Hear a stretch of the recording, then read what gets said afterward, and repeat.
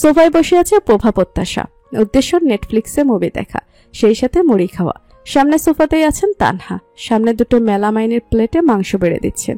মেয়ে দুটো হয়েছে অকলমার ঢেকে, একটা কাজ পর্যন্ত নিজে করে না, ক্লাস 10-এ পড়ে। এখন করবে না তো করবে কখন? মাংস দিয়ে মুড়ি খাবে তো নিজে বেড়ে খা, না তা করবে না। যদি বলে নিজে বেড়ে খা, উল্টো বলবে থাক এখন খাবো না, পরে খাবো। সে পরেটা আর আসে না, বাধ্য হয়ে সেই বেড়ে দিচ্ছেন। কলিং বেল বাজলো। পার্থিব ঢুকছে সদর দরজা দিয়ে। তানহার কি যেন মনে হলো, হঠাৎ ছুটে গেলেন পার্থিবের কাছে। মাকে এইভাবে ছুটে আসতে দেখে মসৃণ হাসলো পার্থিব। বাসায় ঢুকে মাকে দেখলে তার ভালো লাগে, ভীষণ ভালো লাগে। এইভাবে ছুটে আসলে যে, কিছু বলবে মা? হ্যাঁ রে বাবা, বলবো তো, তার আগে আয় একটু বস। না মা, আগে বলো তুমি যেভাবে আসলে, হয়তো জরুরি কিছু। আমি তাড়াতাড়ি এসেছি না রে। আচ্ছা বাবা শোন না, আমার না খুব চিন্তা হচ্ছে রে। নিজের কাজ সম্পর্কে নিজেই জ্ঞানহীন হয়ে পড়লেন তানহা। এইভাবে তার ছুটে আসা উচিত হয়নি। ছেলেটাকে বসিয়ে ধীরে সুস্থ বলা যেত। বলো মা, কি বলবে? বাবা, শ্রুতির সাথে একটু কথা বলিস তো বাবা। মেয়েটার মনটা বেজার হয়ে আছে, হয়তো বাড়ির কথা মনে পড়ছে। তুই একটু ওর সাথে মেশার চেষ্টা কর, বুঝলি? নিজের বাড়িঘর ছেড়ে অপরিচিত জায়গায় কতই আর ভালো লাগে বল। সকালবেলা মুখটা একটুকুন হয়েছিল, আমার বড্ড মায়া হলো জানিস। তুই একটু দেখ না বাবা। পার্থিবের মনটা ভালোবাসায় ছেয়ে গেল নিজের মায়ের এমন সরলতায়। তার মা কি একটু বেশি সরল? পার্থিব একটা কাজ করে বসলো, তানহার কপালে চুমু দিয়ে বলল, চিন্তা করো না, দেখছি তোমার বৌমার কি হলো। পার্থিব মিষ্টি হেসে চলে গেল। পার্থিবের কাজে তানহা মোটেও অবাক হলেন না। এটা পার্থিবের স্বভাব, সে তার ভালোবাসা প্রকাশ করতে ভালোবাসে। এর আগেও এমন ঘটনা অহরহ ঘটেছে। এমনকি তার নিজের কাছেও তার ছেলের ভালোবাসাগুলো ভালো লাগে। প্রত্যাশা ড্যাব ড্যাব করে তাকিয়েছিল। সে পার্থিব প্রভার চেয়েও আলাদা, একটু রাগী। রাগী বলতে ছোট ছোট কারণেই সে রেগে যায়, যেমন এখন তার চোখে রাগের হালকা আভাস, তবুও তা মুখে প্রকাশ পাচ্ছে না। তবে মনে মনে সে ইতিমধ্যে শখানেক গালির দ্রুত শ্রুতিকে দিয়ে দিয়েছে। প্রত্যাশার একটা স্বভাব আছে, সে কল্পনা করে তার ভিতরে একটা ডায়েরি আছে। সে যা বলে তা সেই ডায়েরিতে লেখা হয়ে যায়। মনে মনে সে বলল, প্রত্যাশা কল্পনা করছে তার বলা কথাটা ধীরে ধীরে তার মনের ডায়েরির পাতায় লেখা হয়ে যাচ্ছে। ফেসবুকিং করছে মাহাতির। আজকাল ভালো লাগে না কিছুই। সে তো একাই ভালো ছিল, কি দরকার ছিল আর একটা মেয়ের জীবন নষ্ট করার? সে তার আব্বা আম্মাকে বলেও ছিল বিয়ে করালেও সে সংসার করবে না। আম্মা আব্বা তার কথার কোনো গুরুত্বই দেয়নি। আব্বা বলেছিল, যা হবে পরে দেখা যাবে। হলো তো এখন, বিয়ে করালো, সংসার, সেটা কি করাবে? যা ইচ্ছে হোক তার কি, সে সেটাই করবে যেটা সে চায়। মাহাতির তাকালো। মেয়েটা কফি হাতে দাঁড়িয়ে আছে। মাহাতির লক্ষ্য করলো মেয়েটা অন্যদের তুলনায় খুব সুন্দর করে মাহাতির উচ্চারণ করে। তার আব্বা আম্মা বন্ধু বান্ধবদের তুলনায় নামটায় খানিকটা মায়া মিশিয়ে উচ্চারণ করে। অন্য সবাই উচ্চারণ করে মাহাতির, অথচ সে মাহাতির নামটিকে খানিকটা সময় নিয়ে বড্ড যত্ন করে উচ্চারণ করে মাহাথির। মাঝের আকারটা হালকা শোনায়। বিভা কফি দিতে আসায় রাগ করলো না, কারণ সে নিজেই চেয়েছে। কফিতে চুমুক দিয়ে মাহাতির বলল, আমাকে মাহাতি বলে নিজেকে আমার আপনজনের তালিকায় ফেলার চেষ্টা করো না, লাভ হবে না। বিভা হাসি লোকটার পাগলামি দেখে। নাম নিয়ে কি কাহিনীটাই না করছে বেচারা। আচ্ছা, সে যতবার নাম তার উচ্চারণ করবে ততবারই কি মাহাতির তাকে নানান কথা শোনাবে? কিন্তু কেন? শুধুমাত্র কালো হওয়ার কারণে? বিভা আয়নার সামনে গেল। আয়নাটা ছোট, শুধু তার মুখ দেখা যাচ্ছে। মাহাতির আর অন্য কোনো দোষ ধরলে সে তার জান প্রাণ দিয়ে শুধরানোর চেষ্টা করত, কিন্তু গায়ের রং কি করে বদলাবে? বিভা ঠিক করলো সে মাহাতিরকে অনুধাবন করাবে কালো মানেই খারাপ মানুষ নয়, কালো মেয়েরাও পারফেক্ট বউ হতে পারে, অবশ্যই পারে। বিভা নিজের হাতের দিকে তাকালো, দাগ খুঁজতে চেষ্টা করলো, পেল না। শ্যামলা হাতে দাগ পড়ে না, তবে হাতটা এখনো খানিকটা জ্বলছে। আজ সে তার হাত পাথর জাতীয় ছোট একটা টুকরো দিয়ে ইচ্ছে মতো ঘষেছে। যদি ফর্সা হয় সেই আশায়, সুন্দর হতে কে না চায়। বিছানার একপাশে কাত হয়ে শুয়ে আছে শ্রুতি। হাত দুটো সামনে থাকায় তার নজর হাতের দিকে। হাতে তার সুন্দর দুটো চুড়ি, ছোট ছোট গোল গোল বৃত্ত দিয়ে বানানো পুরো চুড়িটা, বউ বউ চুড়ি। অথচ শ্রুতির মনে হচ্ছে চুড়ি দুটো ফর্সা কারোর হাতে থাকলে যতটা মানাতো তার হাতে একদমই মানাচ্ছে না।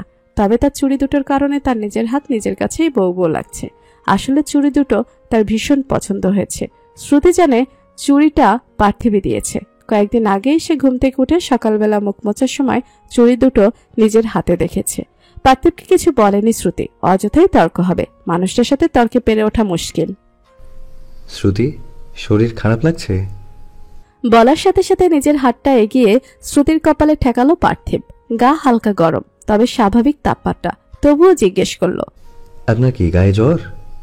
শ্রুতি উঠে বসল, নির্লিপ্ত কণ্ঠে বলল, আমার গা সবসময় এমনই থাকে, জ্বর না। ও আচ্ছা, বুঝতে পেরেছি।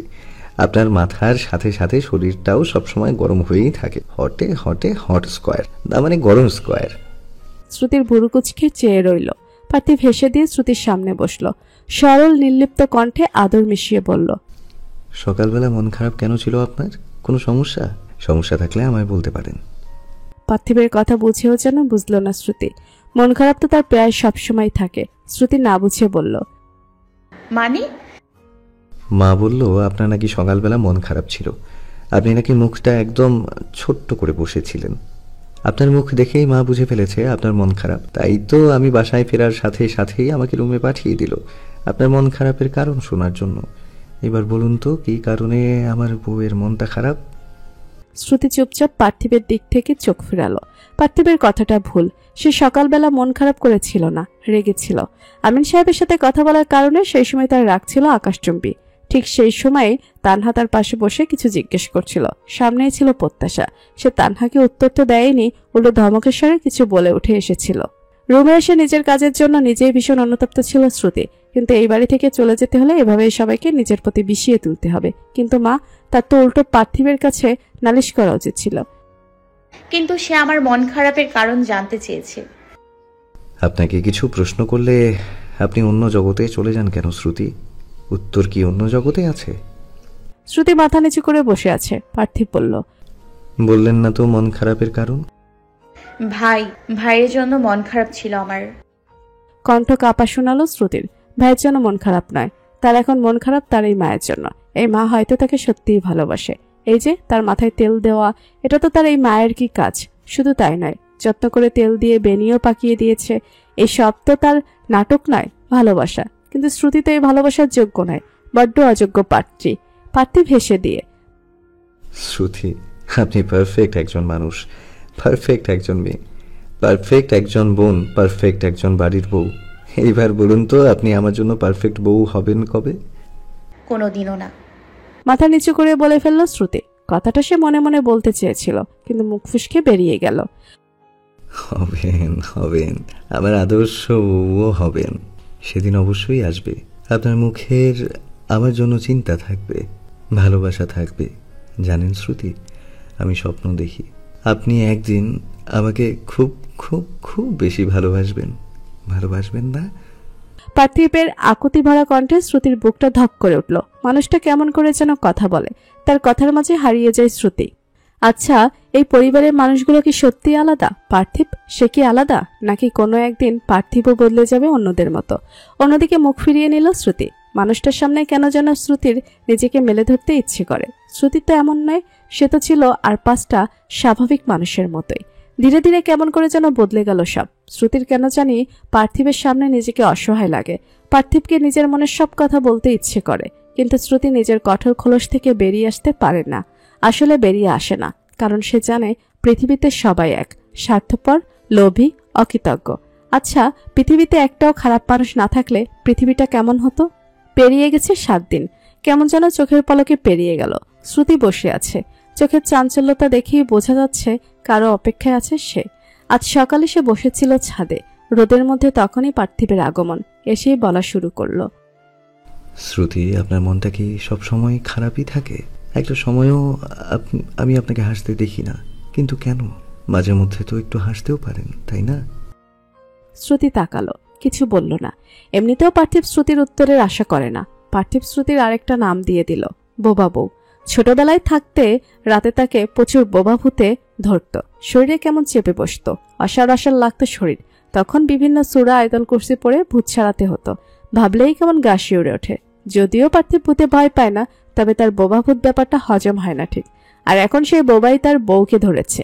আচ্ছা, আয়াতুল কুরসি পড়ে ফু দিলে কি তার বউ বোবা থেকে নিস্তার পাবে? কে জানে। যত সব আজগুবি চিন্তা ভাবনা। হঠাৎ করে পার্থিব বলল, শ্রুতি, আপনি তো আমার জন্য কখনো অপেক্ষা করেন না, আজকে করবেন? দেখবেন আজকে আমি আপনাকে চমকে দিব। শ্রুতির কি হলো সে জানে না। পার্থিবকে দেখে মায়া হলো। ছেলেটা কেমন যেন। কই, শ্রুতি তো ভালো করে কথাও বলে না, অথচ সে কেমন করে একা একাই কথা বলে। শ্রুতির মন ভালো করতে চেষ্টা করে। মলিন হাসলো শ্রুতি, বলল, আমি আপনার জন্য অপেক্ষা করব। ছোট্ট একটা কথায় সে পার্থিব কি পরিমাণ খুশি হলো তা হয়তো কেউ জানবে না। পার্থিব আচমকা একটা কাজ করে বসলো। শ্রুতি অবাক হয়ে পার্থিবের হাসি মুখের দিকে তাকিয়ে রইল। পার্থিব তার ঠোঁটের হাসি বজায় রেখেই দরজার কাছে যাচ্ছে। পার্থিবের পিঠের দিকে বসে থাকা সত্ত্বেও শ্রুতি ঘাড় বাঁকা করে পার্থিবের হাসি মুখ দেখার চেষ্টা করছে। পার্থিব চলে গেছে। শ্রুতি নিজের হাতের দিকে তাকালো। পার্থিবের ঠোঁটের ছোঁয়া যেন হাতে এখনো লেগে আছে। শ্রুতি অনুভব করতে পারছে, মনে হচ্ছে এই তো হাতের এইখানে ঠোঁটের ছাপ। শ্রুতির ঘোর কাটলো। অন্যদিন ডেকে থাকে, অথচ আজকে সকাল থেকেই তার মনটা খারাপ। দুপুরবেলা দাদিকে কল দিল, হামিম কথা বলেনি তার সাথে। সেখানে তো মন খারাপ হলেই, সাথে যখন সন্ধ্যাবেলা বিভাগে কল দিয়েও পেল না, তখন আরো মন খারাপ হলো। অন্যদিন 8টা সাড়ে 8টায় চলে আসে, আজকে 9টা 10 বাজে, এখনো এলো না। শ্রুতি আজকে পার্থিবের জন্য শরবত বানিয়ে অপেক্ষা করছে। অপেক্ষা যেহেতু করবেই, ভালোভাবেই না হয় করুক। কলিং বেল বাজলো। শ্রুতি সুন্দর মতো উঠে রান্নাঘরে গিয়ে ফ্রিজ থেকে শরবত নিয়ে এসে নিজের রুমের টেবিলে রাখলো। এতক্ষণে কেউ না কেউ দরজা খুলছে। হালকা চেঁচামেচির আওয়াজ পাওয়া যাচ্ছে। শ্রুতি সেদিকে নিজের খেয়াল দিল না। এই বাড়িতে চিৎকার চেঁচামেচি নিত্যদিনই হয়, সারাদিন হই হুল্লোড় লেগে থাকে বইকি। শ্রুতি! শ্রুতি পার্থিবের গলাপে পেছনে ঘুরল। এতক্ষণে সে নিজের রুমে ছিল। পার্থিবকে দেখে সে মলিন হাসল। শরবতের গ্লাস এগিয়ে দিল। পার্থিবের মাঝে হঠাৎ করে উৎফুল্লতা দেখা দিল। সে শরবতের গ্লাস শ্রুতির হাত থেকে নিয়ে রাখতে রাখতে বলল, শ্রুতি, শরবত রাখুন, আমার সাথে আসুন। আপনার চমকে যাওয়া এখনো পাওনা আছেন। মনক্ষুণ্ণ হয়েও হলো না শ্রুতির। শুধু ভাবলো শরবতটা খেয়ে যেতে পারত। যাই হোক, এই সামান্য ব্যাপারে মন খারাপ করার কিছু নেই। শ্রুতি আমলে নিল না। পার্থিব শ্রুতির হাত ধরে টেনে নিয়ে যাচ্ছে। রুম থেকে বের হওয়া মাত্রই পার্থিব শ্রুতির পিছনে গিয়ে নিজের 2 হাতের মাধ্যমে চোখ বেঁধে দিল। ধীরে ধীরে একগুচ্ছে শ্রুতি। সবার কথা কানে আসছে, কিন্তু সে বুঝতে পারছে না। পার্থিব থেমে গেল শ্রুতিকে নিয়ে। অগত্য শ্রুতিকেও থামাতে হলো। মোলায়েম কণ্ঠে পার্থিব বলল, দেখুন তো এটা কে? শ্রুতি চোখ মেলল। চোখ মেলা মাত্রই যেন চমকে উঠে 2 পা পিছিয়ে গেল। তার সামনের সোফাতেই হামিম বসে আছে। শ্রুতি একবার পার্থিব একবার হামিমের দিকে তাকাচ্ছে। ঠিক দেখছে তো? হ্যাঁ, ঠিকই তো। তার সামনেই হুইল চেয়ারে হামিম বসা। না, বসা নাই, মাথাটা হেলে পড়ছে। এর মানে ঘুমানো বা অজ্ঞান। অজ্ঞান কেন হবে? শ্রুতি তাকিতুকি করছে চারিদিকে। কি হচ্ছে মাথায় ঢুকছে না। মাথাটা কেমন হঠাৎ ফাঁকা হয়ে গেল। ও এখানে কি করছে? কি আবার করবে? বোনের বাড়িতে এসেছে। শ্রুতি ভুরু কুচকে তাকালো। সামনে তাকিয়ে দেখলো তার শ্বশুর পরিবারের সবাই মোটামুটি উপস্থিত আছে। তাদের কোনো প্রশ্ন না দেখে শ্রুতির কপালে ভাঁজ দৃঢ় হলো। বুঝলো হয়তো তারা আগে থেকেই জানতো পার্থিব এমন কিছু করবে। কিন্তু এসবের মানে কি? চাচি শাশুড়ি শ্রুতিকে উদ্দেশ্য করে বললেন, কিছু মনে করো না নতুন বউ, কিন্তু তোমাদের বিয়ে পাকাপাকির সময় তো তোমার বাবা বলেছিলেন তোমরা 2 বোন, তাহলে? শ্রুতি চাচি শাশুড়ির কথা অর্ধেক বুঝিয়ে অস্বস্তিতে পড়ে গেল। মাথা নিচু করে মেঝেতে তাকিতুকি করতে লাগলো। পার্থিব বলল, চাচি আম্মু, তুমি ভুল বুঝছো। আমার শ্বশুর বাবা কিন্তু বলেছিল যে তার ছেলে আছে, কিন্তু অসুস্থ ছিল বলে সামনে আনেনি। ভুলে গেছো? রুমা বেগম ভুরু কুচকালেন। পার্থিবের কথা অনুযায়ী মনে করতে চেষ্টা করলো, পারল না। তবে কি সে কানে কম শোনা শুরু করেছে? কি ভয়াবহ ব্যাপার! শ্রুতি, বাইকে ঘরে নিয়ে যাও। ও তোমাদের ফ্ল্যাটেই থাকুক, কেমন? তানহা জিজ্ঞেস করলেন। শ্রুতি হাসল। সব ছেলেরা মাত্রই বাড়ি ফিরল, তবে আসাদুজ্জামান এখনো ফিরেনি। সবাই ধীরে ধীরে নিজেদের ফ্ল্যাটের দিকে চলে গেল। পরে এসে দেখা করা যাবে। যাওয়ার আগে তানহা বলে গেলেন নিচে চলে যেতে। নাস্তা বানিয়েছেন, সবাই একসাথে যেন খায়। এসবের মানে কি পার্থিব? আপনি এটা কি করছেন? আপনি জানেন আমার ভাই এখানে কেন? পার্থিব তাকিয়ে আছে শ্রুতির দিকে। কিছুক্ষণ আগেই হামিমকে পাশের রুমে শুয়ে দিয়ে এসেছে। এরপর নিজে অফিসের কাপড় পাল্টে ফ্রেশ হয়ে শ্রুতির সামনে এসে বসেছে। সে জানে শ্রুতি যে তাণ্ডব নাচ শুরু করবে, তাই আগে থেকেই সবকিছুর পরিকল্পনা করা ছিল। আপনাকে কিছু জিজ্ঞেস করছি আমি পার্থিব। আপনার মুখে আমার নামটা ভীষণ সুন্দর শোনায়। আপনি অনেক ক্ষোভ নিয়ে আমাকে ডাকেন, শুনতে ভালো লাগে। শ্রুতি তাকিয়ে রইল রাগে, উত্তেজনায় তার হাত পা কাঁপছে। যখন থেকে সে বুঝেছে যে যা ঘটছে সব বাস্তব, তখন থেকেই তার মাথা খারাপ। শ্রুতি শীতল স্বরে বলল, আমার ভাই এখানে কেন? বোনের বাসায় আসতে পারে না? আমাকে জানাননি কেন? সারপ্রাইজ ছিল, বলেছিলাম না। গত এক সপ্তাহ ধরে আপনাকে মুড অফ দেখতে দেখতে আমি বিরক্ত। আর কত? আচমকা চিৎকার করে উঠল শ্রুতি। আমি মরে যাই না কেন, আপনার কি? পার্থিব দরজার দিকে তাকালো। সে আসল দরজা বন্ধ তো করেছে, বেডরুমের দরজাও বন্ধ করে বসেছে। ফ্ল্যাটের বাইরে থেকে কি চিৎকার শোনা যাচ্ছে? পার্থিব উঠে দাঁড়ালো, বলল, শান্তি শান্তি শান্তি। আসুন বসে কথা বলি। হাত ধরে খাটে বসালো। বলুন, কি জানতে চান? হামিমকে ওই বাসা থেকে আসতে দিল, আর আপনার পরিবার কোনো প্রশ্ন করলো না কেন? কি আশ্চর্য, গাধার মতো কথা বলছেন শ্রুতি। বোনের বাড়িতে ভাই আসতে পারে না, আর আপনার বাবা আমার কথা ফেলেন না, আমি যা বুঝেছি। আর আপনার পরিবার? আপনার কি? এটা আপনারও পরিবার হয়েছে গত 2 সপ্তাহ আগে, আর তাদের সব বলেই রেখেছিলাম। তারা সবাই ভীষণ খুশি। হামিমকে কতদিনের জন্য আনলেন? ফিরবে কবেও? শ্রুতির কথায় পার্থিব বিরক্ত হলো। আপনি এমনভাবে কথা বলছেন যেন হামিম আমার কেউ না, ছোট ভাইয়ের মতো আমারও। আমার বড় বোনের ভীষণ শখ ছিল, তাই বিভা আপাকে নিজের বড় বোন মনে করি। আমার কাছে সে অতি সম্মানের, ঠিক একইভাবে হামিও আমার কাছে অতি স্নেহের। আর আমার স্নেহ সম্পর্কে আপনি ধারণাও করতে পারছেন না। সত্যিই ধারণা করতে পারছি না, তবে আপনি যে দয়া করছেন তা বুঝতে পারছি। পার্থিব উঠে দাঁড়ালো। আপনি বড্ড বাজে কথা বলেন। বাজে কথা থেকে দূরে থাকা স্বাস্থ্যের পক্ষে ভালো। আর যদি দূরে না থাকেন তাহলে শাসন করা শুরু করতে হবে। নিচে আসুন, আম্মা যেতে বলেছে। শ্রুতি যেন পার্থিবের কথা শুনতেই পেল না, কণ্ঠে খুব মিশিয়ে বলল, আপনি আমাকে শাসন করবেন? যদি ভালোবাসতে পারি তবে শাসনও করতে পারবো, দোষ কোথায়? গৃহিণী শব্দটা নিয়ে মানুষের কত তুচ্ছ তাচ্ছিলতা, অথচ এই ঘরে গৃহিণী না থাকলেই যেন ঘরটা মৃত মনে হয়। যারা গৃহিণীদের সম্মান দেয় না তারা মূলত জানেই না গৃহিণী অর্থ কি। গৃহিণী শব্দের পিছনে খুব সূক্ষ্মভাবে লুকিয়ে আছে এর সত্য। গৃহিণী শব্দের অর্থ গৃহের রানী। হ্যাঁ, গৃহের রানী। এই যেমন মীর আলয় এর রানী তানহা বেগম এবং রুমা বেগম বাড়ির 2 বউ, 2 অতি সাধারণ নারী, অথচ তাদের সাধারণত্বের মাঝেই অসাধারণত্ব যেন ঠিকরে ঠিকরে বেরিয়ে আসে। পার্থিব নিজের মা চাচিকে দেখছে আর মনে মনে ভাবছে কথাগুলো। ভাবতে ভাবতেই বাজার নিয়ে চাচি আম্মুর হাতে দিয়ে দিল, বলল, চাচি আম্মু সব চেক করে নাও, দেখো ঠিক আছে কিনা, নয়তো আবার যেতে হবে। পার্থিবের চাচি রুমা বাজার হাতে নিল, মুখে হাসি এনে বলল, দেখতে হবে না, তুই তো আর নিয়াজ মীর কিংবা হেমেল মীর না যে বলবো একটা আনবি আরেকটা। তুই আমার ওয়াহাব মীর, আমার ওয়াহাব। আমি জানি আমি যা যা বলেছি সবই নিয়ে আসছিস। বলেই হাসল রুমা। পার্থিব মুস্কি হেসে পেছনে তাকাতেই দেখল হিমেল মুখ কাচুমাচু করে 2 হাত দুদিকে নিয়ে নিল, যার অর্থ আমি আবার কি করলাম? পার্থিব এবার শব্দ করে হেসে দিল। তার মা যেমন সহজ সরল শান্ত, তার চাচি ঠিক তার উল্টো। চিৎকার চেঁচামেচি করা তার প্রিয় কাজ। সবচেয়ে প্রিয় কাজ বোধহয় তার চাচু নিয়াজ মীর এবং তার ছেলে হিমেল মীরকে নিয়ে বদনাম করা। পার্থিব সোফার দিকে তাকিয়ে দেখল মুখটা কাচুমাচু করে শ্রুতি বসে আছে। নিঃশ্বাস ফেলল পার্থিব। আজকে বাসায় ছোটখাটো আরেক অনুষ্ঠান বলা যায়, কারণ আজকে বিভা মাহাতিরকে স্পেশালভাবে দাওয়াত করা হয়েছে, সাথে শ্রুতির বাড়ির সবাইও আমন্ত্রিত। বিভা আসবে জেনেও শ্রুতির মন খারাপ, নাকি এই মেয়ের মুখই এমন পার্থিব ভেবে পায় না। আসাদ আজ বাড়িতেই আছেন, মেহমান আসবে বলে রয়ে গেছেন।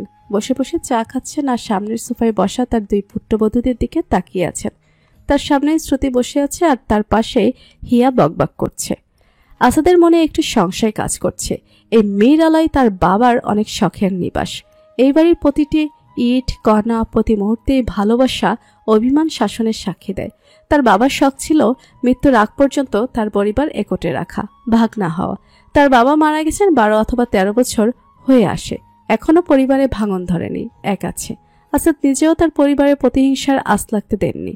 ঝগড়া রাগারাগি সবই হয়, আবার মিটেও যায়। পরিবারের বউগুলো হয়েছে তেমন। প্রথমে তার বউ তানহা, তার ভাইয়ের বউ রুমা, এরপর এলো হিয়া, আর এখন সর্বশেষ শ্রুতি। সবাই তো পরিবারের অংশ হয়ে উঠেছে, কিন্তু শ্রুতি, সে কি পেরেছে? শ্রুতি মেয়েটা এমন গম্ভীর শান্ত কেন? নিজেকে কেমন গুটিয়ে রাখে? তার পুত্রবধূর কি এই পরিবারে অসুবিধা হচ্ছে? মেয়েটা কি পরিবারের সাথে মানিয়ে নিতে পারছে না? পার্থিবের সাথে আলাদা করে কথা বলতে হবে ভেবেই চায় আরেক চুমুক বসালেন আসাদ। এত মানুষের সামনে বসে ভীষণ অস্বস্তি বোধ করছে মাহাতির। তার মানুষ পছন্দ না, তাই সবসময় লোক সমাগম এড়িয়ে চলে। অথচ বিয়ের পর থেকেই তাকে এমন সমাগমের মধ্যে উপস্থিত করা হচ্ছে, বলা যায় উপস্থিত হতে বাধ্য করা হচ্ছে। এদের আবার দাওয়াত দিতে হবে কেন? আজব। দিয়েছে ভালো কথা, তাকে ফোন দিত, একদম সাফ সাফ না করে দিত। ফোন দিয়েছে তার আম্মাকে, এখন তার আম্মা গ্রাম থেকে তাকে কঠিনভাবে আদেশ দিয়ে দিল এখানে আসার জন্য। তাই পরে যখন তাকে ফোনে আমন্ত্রণ করা হলো তখন সে নিরুপায় হয়ে আসতে বাধ্য হলো। মাহাতির তাকিয়ে দেখলো বিভা, শ্রুতি, হামিম একসাথে বসে আছে। আরো বিরক্ত বোধ করলো। মাহাতির এই মেয়েটাকে সহ্য করতে পারে না, কিন্তু কেন?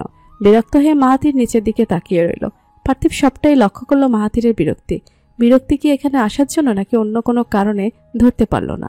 পার্থিব ঘড়ির দিকে তাকালো। আজ শুক্রবারে জুম্মার পরপরই সবাই চলে এসেছিল। এরপর খাওয়া দাওয়া হলো। এখন সবাই বসে কথাবার্তা বলছে। এর মাঝেই তানহা রুমা একসাথে এগিয়ে এলো নাস্তার প্লেট নিয়ে। বিশেষভাবে মাহাতিরকে নাস্তা করতে বলল। মাহাতির ইতস্তত ভাব পাশে রেখে বলল, আন্টি আপনারও বসুন, একসাথে নাস্তা করি। আঙ্কেল নিন। বলেই আসাদ এরপর নিয়াজের দিকে প্লেট বাড়িয়ে দিল মাহাতির। রুমা বসলেন, হাত ধরে তানহাকেও বসালেন। এরপর মাহাতির উদ্দেশ্য বললেন, বাবা, ফলগুলো কোন দোকান থেকে এনেছো? আপেলগুলো তো অনেক মিষ্টি, আমি তো কেটে খেয়েছি, অনেক রস আছে ফলে। জানো তো, আমার ছেলে হিমেল, সে একদমই ফল কিনতে পারে না। এবার কি হলো শুনো, তরমুজ নিয়ে এলো ইয়া বড় একটা দেখে। আমি তো খুশি মনে কাটতে বসলাম, কেটে দেখি সাদা ফক ফকা। রুমার কথা শুনে পাশের সোফায় বসে থাকা পুরুষের দিকে তাকালো। মায়ের কথার মাহাতিরের দৃষ্টিতে হিমেল কি বলবে ভেবে পেল না। ওদিকে প্রভা প্রত্যাশা হাসা শুরু করে দিয়েছে। নিজেকে নির্দোষ প্রমাণ করতে হিমেল বলল, এক কাহিনী আর কতজনকে শোনাবে বলো তো? এরপর তো তোমাকে একদম লাল টকটকে তরমুজ খাওয়ালাম, তাও সেই বদলামি করছো। রুমা ধমক দিলেন, তুমি চুপ থাকো। বাবা মাহাব, সত্যিই তোমার কেনার হাত বেশ ভালো। পাশ থেকে তানহা বললেন, হ্যাঁ, মিষ্টিগুলো ও খুব সুন্দর, দেখতে খেতে দুভাবেই দারুণ। এমন প্রশংসায় মাহাতির অবাক হলো বইকি। তার অবাক হওয়ার কারণ সে ভেবেছিল তাকে লজ্জিত করা হবে তার আনা ফল মিষ্টি নিয়ে। মাহাতির জানতো না এই পরিবারে এত মানুষ সাথে এত বেশি সম্ভ্রান্ত। মানুষের তুলনায় নিতান্তই অনেক স্বল্প ফল মিষ্টি এনেছে সে নিজের সামর্থ্য অনুযায়ী। বাসায় ঢুকে মানুষজন দেখে ভেবেছিল আবার বাইরে যাবে কিনা আরও কেনার জন্য, কিন্তু শেষমেশ যাওয়া হয়নি। মনে মনে ভয় লাগছিল যে কেউ হয়তো কথা শোনাবেই তাকে, আজ থেকে অপমানিত হয়ে ফিরতে হবে। তবে এমন না হতে কিছুটা অবাক হলো, সাথে প্রশংসার কারণে ভালো লাগাও কাজ করলো, তবে তা একদম সীমিত পরিমাণে। খুশির পরে দুঃখের মুহূর্তে এসেই যায়, হয় কম না হয় বেশি। সন্ধ্যা 7:45। আমিন শিকদার তার পরিবার নিয়ে আগে বেরিয়ে পড়েছিলেন কিছু কাজ থাকায়। এখন পালা বিভা মাহাতিরের। যদিও ওরা আগেই বের হতো, কিন্তু সবার জোড়াজুড়িতে পারেনি। অবশ্য সবাই এখনো বলছে আজকের রাতটা থেকে যেতে, কিন্তু মাহাতির বুঝিয়ে বলেছে যে থাকতে পারবে না। তার সাধারণ একটা চাকরি, এখানে থাকলে অফিসে যেতে পারবে না, এতে করে ঝামেলা হবে পরে। এরপর আর কেউ জোড়াজুড়ি করেনি। বিভা শ্রুতিকে নিয়ে বারান্দায় এলো। বিভা শান্ত কণ্ঠে বলল, শ্রুতি, আসি। বলেই মিষ্টি হাসলো। শ্রুতি অবাক হয়ে তাকিয়ে রইল। তার আপা এত আদুরে কেন? তার আপার মুখে এত মায়া কেন? পৃথিবীর সব মায়া কি তার সামনে দাঁড়ানো মেয়েটার মুখে আল্লাহ দিয়ে দিয়েছে? শ্রুতি নীরব কণ্ঠে প্রশ্ন ছুড়ল, তুই ভালো আছিস তো আপা? ওই লোকটা ভালো, তোর সাথে খারাপ ব্যবহার করে? জানিস ওনাকে আম্মু নাকি অনেক পছন্দ করতেন।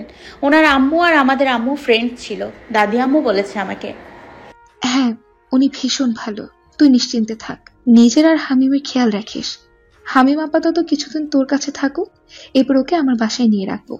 মিস্টার শিকদারের বাড়িতে আর থাকতে দিব না আমার ভাইকে। আচ্ছা আপা, তুই যেটা ভালো মনে করিস। আর আমি এমনিতেও চাই না ভাই এখানে থাকুক। কেন, কেউ কিছু বলেছে? না, সবাই তো ভালো মানুষের অভিনয় করে।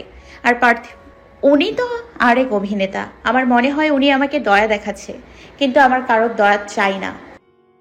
শ্রুতি, তার মানে তুই সত্যি সত্যি বিয়েটা মানিসনি? না, মানি না, ডিভোর্স দিব। এই পরিবার ছেড়ে চলে যাব, কোনো স্বামী লাগবে না আমার। এসব কি কথা? সবাই এক না বোন, বোঝার চেষ্টা কর। প্রথমে রাগী স্বরে বলল, পরে শান্ত হয়ে বোঝানোর চেষ্টা করলো বিভা। সবাই একই আপা, তুমি বোঝার চেষ্টা করো আর নিজের সরলতা কমাও। তুমি অতিরিক্ত শান্ত, যা আমার মোটেও পছন্দ না। তুমি ভালো বলেই সবাইকে ভালো ভাবো, তুমি তেমনি ওদেরও ভাবছো। আমি এখন নতুন, তাই হয়তো ভালো মানুষই করছে সবাই। কিছুদিন যাক, ঠিকই সবার আসল রূপ বেরিয়ে আসবে। শ্রুতি রেগে গেলে উত্তেজিত হয়ে বিভাকে তুমি করে ডাকে। বিভা হাফ নিঃশ্বাস ছাড়ল। বিভা শ্রুতির কপালে আবারও চুমু দিল, ধীরে ধীরে মাথায় হাত বুলিয়ে দিল। শ্রুতি, এই পৃথিবীটা ভয়ঙ্কর অদ্ভুত। এই পৃথিবীতে এমন কিছু নেই যা নেই, সব আছে। এই পৃথিবীর বুকে যদি একদম নিষ্পাপ বাবা থাকে, তবে এই পৃথিবীর বুকে সবচেয়ে নিকৃষ্ট বাবাও আছে। এই পৃথিবীর বুকে যদি কোনো পবিত্র স্বামী থেকে থাকে, এই পৃথিবীর বুকে তবে সবচেয়ে নোংরা স্বামীও আছে। এই পৃথিবীর কাজেই মানুষকে অবাক করে দেয়া। কেউ কেউ সবচেয়ে ভালো মানুষ দেখে, অবাক হয়, কেউ বা খারাপ। ভালো খারাপ মিলেই তো পৃথিবী, ভালো খারাপ মিলেই একটা সামঞ্জস্যতা নিয়েই তো পৃথিবী চলে। বল, যদি শুধু খারাপই থাকতো তবে তো পৃথিবী সেই কবে ধ্বংস হয়ে যেত। এতক্ষণ মিশে যা বুঝলাম, এনারা ভীষণ ভালো মানুষ। তুই এনাদের কষ্ট দিস না বোন, সবার সাথে মিলেমিশে সুন্দরভাবে জীবনটা কাটা। আমাদের শৈশব কৈশোরটা নষ্ট ছিল, এর মানে এই না আমাদের পুরো জীবনটাই নষ্ট হবে। জীবনকে সুযোগ দিতে হয়, আমি দিয়েছি, তুইও দিবি, দিতেই হবে। শ্রুতি মাথা নিচু করে দাঁড়িয়ে রইল।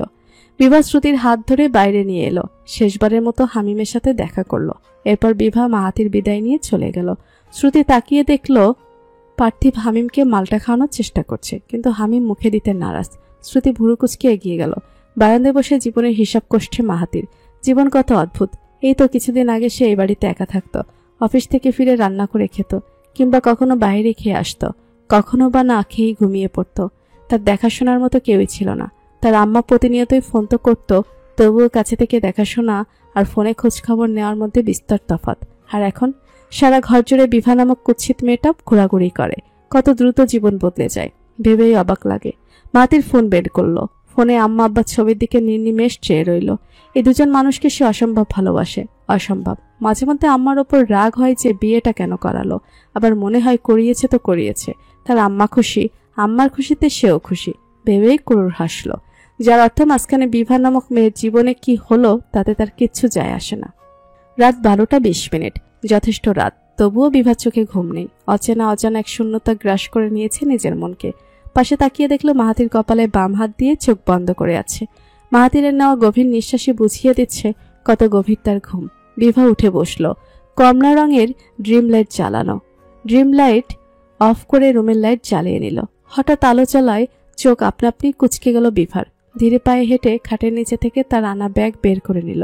জামা কাপড় যদিও আলমারিতে রেখেছে, তবুও ব্যাগে কিছু জামা কাপড় আছে। ব্যাগ থেকে কাঙ্ক্ষিত বস্তুটি বের করে ব্যাগটি আগের জায়গায় রেখে দিল। ডায়েরির উপর লেখা তাহিরার খুশি। ভীষণ পুরনো ডায়েরি, কোনায় সাল লেখা 19। সালটা বোঝা যাচ্ছে না, পুরনো হয় তাহিরা নামটা তাহিবা হয়ে গেছে। রয়ের নিচের ফোটার অস্তিত্ব বিলীন। বিভা ডায়েরিটা প্রথম পাতা খুলল। ভীষণ পুরনো একটা ছবি, মায়ের হাসি মুখ। বুকের মধ্যে হঠাৎ চিনচিনে ব্যথা অনুভব হলো। এই মানুষটা পৃথিবীতে নেই, আর আসবে না। এইভাবে হাসবে না, মাথায় হাত রাখবে না। কেমন না? এমন আজব কেন এই দুনিয়া? মহান আল্লাহ এত কঠিন নিয়ম না বানালেও পারত না। মায়ের স্কুল জীবন থেকে শুরু করে সব লেখা। কিছু পাতা উল্টানোর পরপরই মায়ের ইন্টারে পড়া জীবনে চলে গেল, যেখানে আমিন শিকদারের সাথে প্রথম পরিচিতি থেকে শুরু করে কত অনুভূতি লেখা। হঠাৎ করে মনটা বিষিয়ে উঠল বিভার। মনে পড়ে গেল কিছু বিষাক্ত স্মৃতি। হামিম হওয়ার সময় মা মারা যান। হামিমের 8 বছর। 8 বছর আগের কিছু স্মৃতি ভেসে উঠল বিভার মানসপটে। ঠাস করে বন্ধ করে দিল ডায়েরিটা। এরপর ডায়েরিটা রেখে দিল টেবিলে কিছু বই খাতার নিচে। লাইট বন্ধ করে বিছানায় বসল বিভা। একবার মাহাতিরের দিকে তাকালো। এখন কপালে হাত নেই, সুন্দরভাবে মুখটা দেখা যাচ্ছে। শ্যামবর্ণের মানুষটার মুখ দেখে বিভা আওড়ালো। পৃথিবীতে ভালোবাসা না থাকলেও পারত। শ্রুতি বসে আছে হামিমের রুমে। এই বাড়ির হালচাল একটু অদ্ভুত, কিছুটা আজব। 11 তলার বিল্ডিং। প্রথম তলায় নিজস্ব গাড়ি রাখার বিশাল বড় জায়গা। দ্বিতীয় তলায় ড্রয়িং, ডাইনিং, রান্নাঘর, যেখানে সবাই সকালবেলা, বিকেলবেলা, রাত্রিবেলা মিলিত হয় এবং একসাথে খাবার গ্রহণ করে। তৃতীয় তলায় বাবা মা প্রভা প্রত্যাশা থাকে। চতুর্থ তলায় চাচু চাচি, আম্মু হিমেল হিয়া থাকে। সবশেষে পঞ্চম তলায় পার্থিব শ্রুতির ঘর, যেখানে বর্তমানে তাদের ফ্ল্যাটে হামিমও থাকে। যদি প্রভা প্রত্যাশা না থাকতো তবে হয়তো বাবা মার সাথে তারা তৃতীয় তলায় থাকতো, যেমনটা হিমেল ভাইয়া, হিয়া ভাবি থাকে। আচ্ছা, এমন করার কারণ কি? এমন আজব ভাবে কোনো পরিবার থাকে নাকি? প্রতিতলাতে একটা করে ফ্ল্যাট, যেখানে সব আছে, রান্নাঘর থেকে শুরু করে ড্রয়িং, ডাইনিং, 3টা বড় বড় বেড, সাথে এক্সট্রা রুম, যেটা কে যে ভাবে সাজাতে পারে। শৌখিন আসবাবে ভরপুর ঘর। আসল দরজা দুটো করে, যে কোনো দরজা দিয়ে ঢুকেই পুরো ফ্ল্যাট ঘোরা যায়। সবচেয়ে আজব বিষয় 6ষ্ঠ থেকে 10ম তলা ফাঁকা, সেগুলো নাকি গেস্ট রুম, 11 তলায় ছাদ। এমনটাই বিকেলবেলা বলছিল প্রভা। প্রভা মেয়েটার সাথে পার্থিবের অনেক মিল, দুজনের প্রাণখোলাভাবে কথা বলে। শ্রুতি একবার ভাবল ধমক দিয়ে উঠিয়ে দিবে, কিন্তু দিল না। মেয়েটা কি সুন্দর আগ্রহ নিয়ে কথা বলছিল, সেখানে ধমক দিতে ইচ্ছে হলো না। শ্রুতি উঠে দাঁড়ালো। হামিমের রুমে লাইট জ্বালানোই থাকে, অন্ধকার ভয় পায়। দরজা খোলা রেখে যাওয়ার সময় চোখ পড়ল খাতায়, যেখানে সুন্দর একটি ছবি আঁকা। সোফার মধ্যে দুজন নারী বসে হাসছে, একজনের গায়ে কালো শাড়ি, আরেকজনের গায়ে সবুজ কামিজ। শ্রুতি ফট করে নিজের দিকে তাকালো। সবুজ ড্রেস আর কালো শাড়ি পরে দাওয়াত খেতে এসেছিল বিভা। সন্ধ্যার দিকে ওরা দুজন এভাবে বসেই কথা বলছিল, আর সেটা হামিম কি সুন্দর করে ফুটিয়ে তুলেছে। শ্রুতি ভীষণ খুশি হলো। হামিমের আঁকার হাত ভীষণ সুন্দর।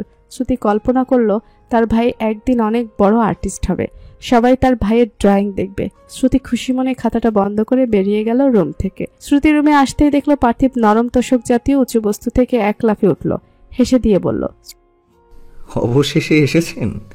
শ্রুতির মনে হলো ছেলেটার হাসি ভীষণ সুন্দর। পরপরই নিজেকে ধাতস্থ করে নিল, কিছু না বলে চলে গেল বারান্দায়।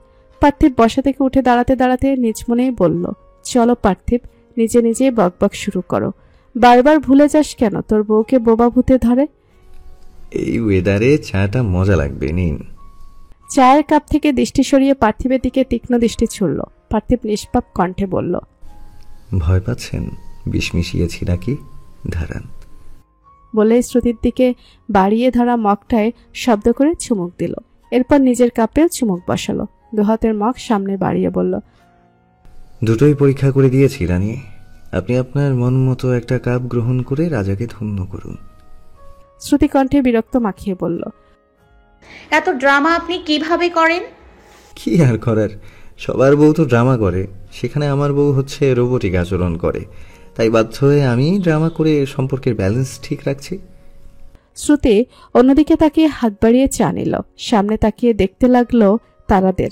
এইভাবে চুপচাপ থাকতে কারো ভালো লাগে? পার্থিব কি দিয়ে কথা শুরু করবে আবার ভাবতে লাগলো। অবশেষে ফট করে বলে উঠল, দেখলেন কেমন বুদ্ধি করে নিজের খাওয়া চাটা আপনাকে খাওয়ালাম। কথাটা শুনে শ্রুতি ভুরু কুচকে ফেললো আকাশের দিকে তাকিয়ে থাকা অবস্থায়। পার্থিবের দিকে তাকিয়ে ঠোঁটের কোণের মিসকে হাসির দেখে রাগের পারদ বেড়ে বোধ হয় 100 ছিল। অবাক কণ্ঠে নিজের বিস্ময় প্রকাশ করলো। একটা মানুষ এতটা ফালতু কিভাবে হতে পারে? শ্রুতির ভঙ্গিমায় পার্থিব একইভাবে বলল, একটা মানুষের রাগ এত সুন্দর কিভাবে হতে পারে? শ্রুতি চায়ের কাপ ঠাস করে রেলিংয়ে রেখে দিল। পার্থিব তুলে নিয়ে সাথে সাথে চুমুক দিয়ে বাকিটা খেয়ে নিল। এখানে আর দাঁড়িয়ে থাকার মানে হয় না। গটগট করে রুমে চলে গেল শ্রুতি। শ্রুতির দিকে তাকিয়ে ভীষণ মজা পেল পার্থিব। বোকা একটা, আজকে শুক্রবার, অফিস বন্ধ, তবে দুটো কোচিংয়ে পার্ট টাইম জব করে সে। সপ্তাহের দ্বিতীয় দিন 2 ঘন্টা করে ক্লাস নেয়। ক্লাস 10-এ জেনারেল ম্যাথ এবং ইন্টারের হায়ার ম্যাথ। এতে অন্তত মাস শেষে 7,000 টাকা আসে। এই বা কম কিসে? শুয়ে বসে থেকে তো সময় নষ্ট করার কোনো মানে হয় না। মাহাতির কাঠের সোফার দিকে তাকালো। বিভা দুহাঁটু জুড়িয়ে ধরে মাঝে নিজের থুতনি রেখে চুপচাপ বসে আছে। মন খারাপ নাকি? এই মেয়েটার মন খারাপ দেখলে পার্থিবের আলাদা প্রশান্তি আসে, কিন্তু কেন? মেয়েটা তাকে পছন্দ করে বলে? হঠাৎ মাহাতিরের মনে পড়ল হাসিনার কথা, যার দিন মাহাতিরের হাত ধরে গম্ভীর কণ্ঠে বলেছিল, আব্বা, তোমার অমতে বিয়া আমি দেই নাই, তুমি মত দিছো, এরপরই দিছি, তাই মাইয়াডার সাথে কোনো প্রকার অন্যায় তুমি করবা না, ভালো মতো মিশো, দেখবা কত ভদ্র সভ্য সে। কষ্ট দিও না বাজান, সে তোমার স্ত্রী হয়, সে সম্মানের যোগ্য। হাসিনা এক কথার কঠিন মানুষ। তার স্বরে প্রকাশ পায় তার ব্যক্তিত্ব। এই ব্যক্তিত্ববান মানুষটাকে মাহাতির বড্ড ভালোবাসে। ছোট থেকেই মাহাতির যেমন আদর পেয়েছে, তেমন পেয়েছে শাসন। এখন এর কোনো হেরফের নেই। মাহাতির নিজেও মায়ের প্রতি ভালোবাসা থেকে মায়ের সব কথা মানে, কিন্তু এই প্রথমবার হয়তো সে কোনো কথা মানছে না, অবশ্য মানার চেষ্টাও করছে না। বউকে ভালোবেসে কি হবে? সেই তো একদিন ছাড়াছাড়িই হয়ে যায় সব। সম্প্রতি কিছুদিন ধরে পার্থিব তার কাজের তালিকায় নতুন একটি কাজে যোগ করেছে, আর তা হলো হামিমের সাথে সময় কাটানো। এই তো বর্তমানে হামিম ফল খাচ্ছে নিজ হাতে, আর পার্থিব হামিমকে গম্ভীর চোখে খুঁটিয়ে খুঁটিয়ে দেখছে। মাথাটা হালকা বড়, তবে অতটাও নয়। ভালোভাবে খেয়াল করে একটু বেশি দৃষ্টিকটু লাগে। পা হালকা চিকট, এতে দিনে যা বুঝেছে উঠে দাঁড়াতে পারে না ছেলেটা। আচ্ছা, পাটা কি সারা জীবন এমনই থাকবে, নাকি ঠিক হওয়ার সম্ভাবনা আছে? জানা হয়নি, শ্রুতি থেকে জানতে হবে। হামিম, তোমার প্রিয় খাবার কি? প্রশ্নটা জিজ্ঞেস করেই ফেলল পার্থিব। আজকে সে এই বাচ্চার সাথে ভাব জমিয়ে তবেই ছাড়বে। প্রশ্নের পর কিছু সময় পেরোলো। বলা বাহুল্য, প্রশ্নের উত্তর দেওয়া তো দূর, হামিম পার্থিবের দিকে তাকলানো পর্যন্ত পার্থিব হাল ছাড়ল না। কথা সে বলেই ছাড়বে। এবার হাত বাড়িয়ে হামিমের মাথায় হাত রাখলো পার্থিব। এইবার বোধহয় সফলতার এক ধাপ পার হলো সে।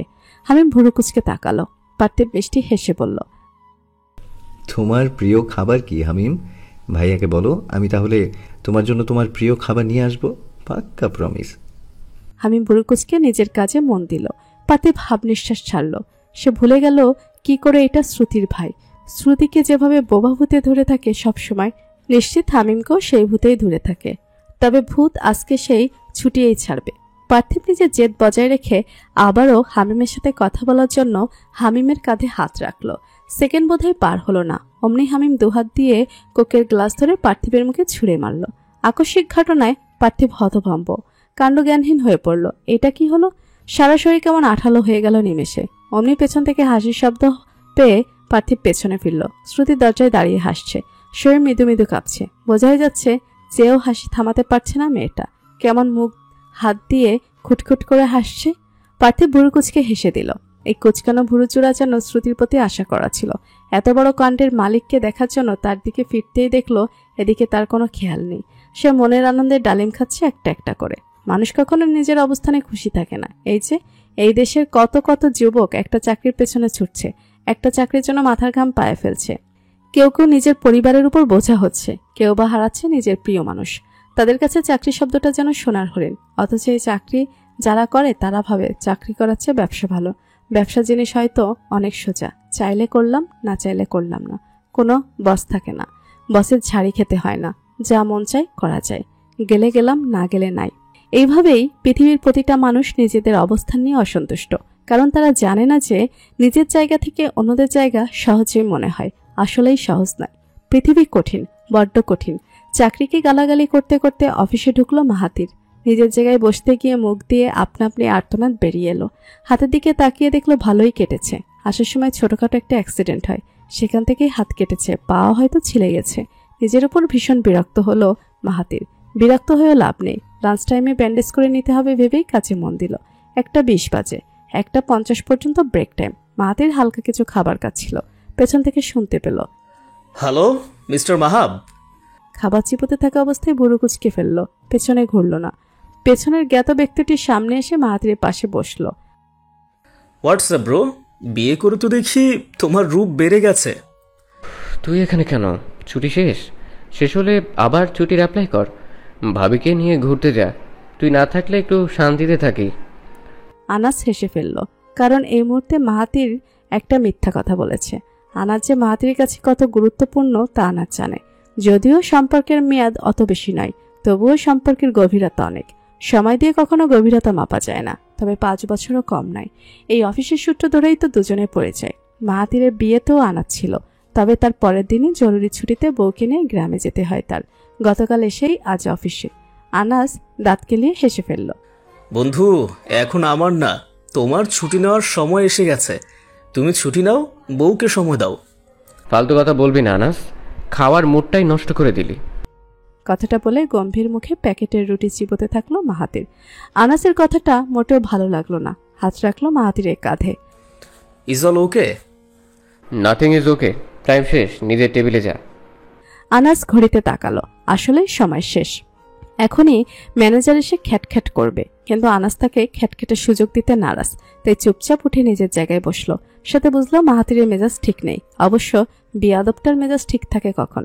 রাত 9টায় অফিস ছুটি হলো। মাহাতির নিজের বাইকে বসতেই আনাস তাড়াতাড়ি করে এক প্রকার লাফ দিয়ে উঠে পড়লো।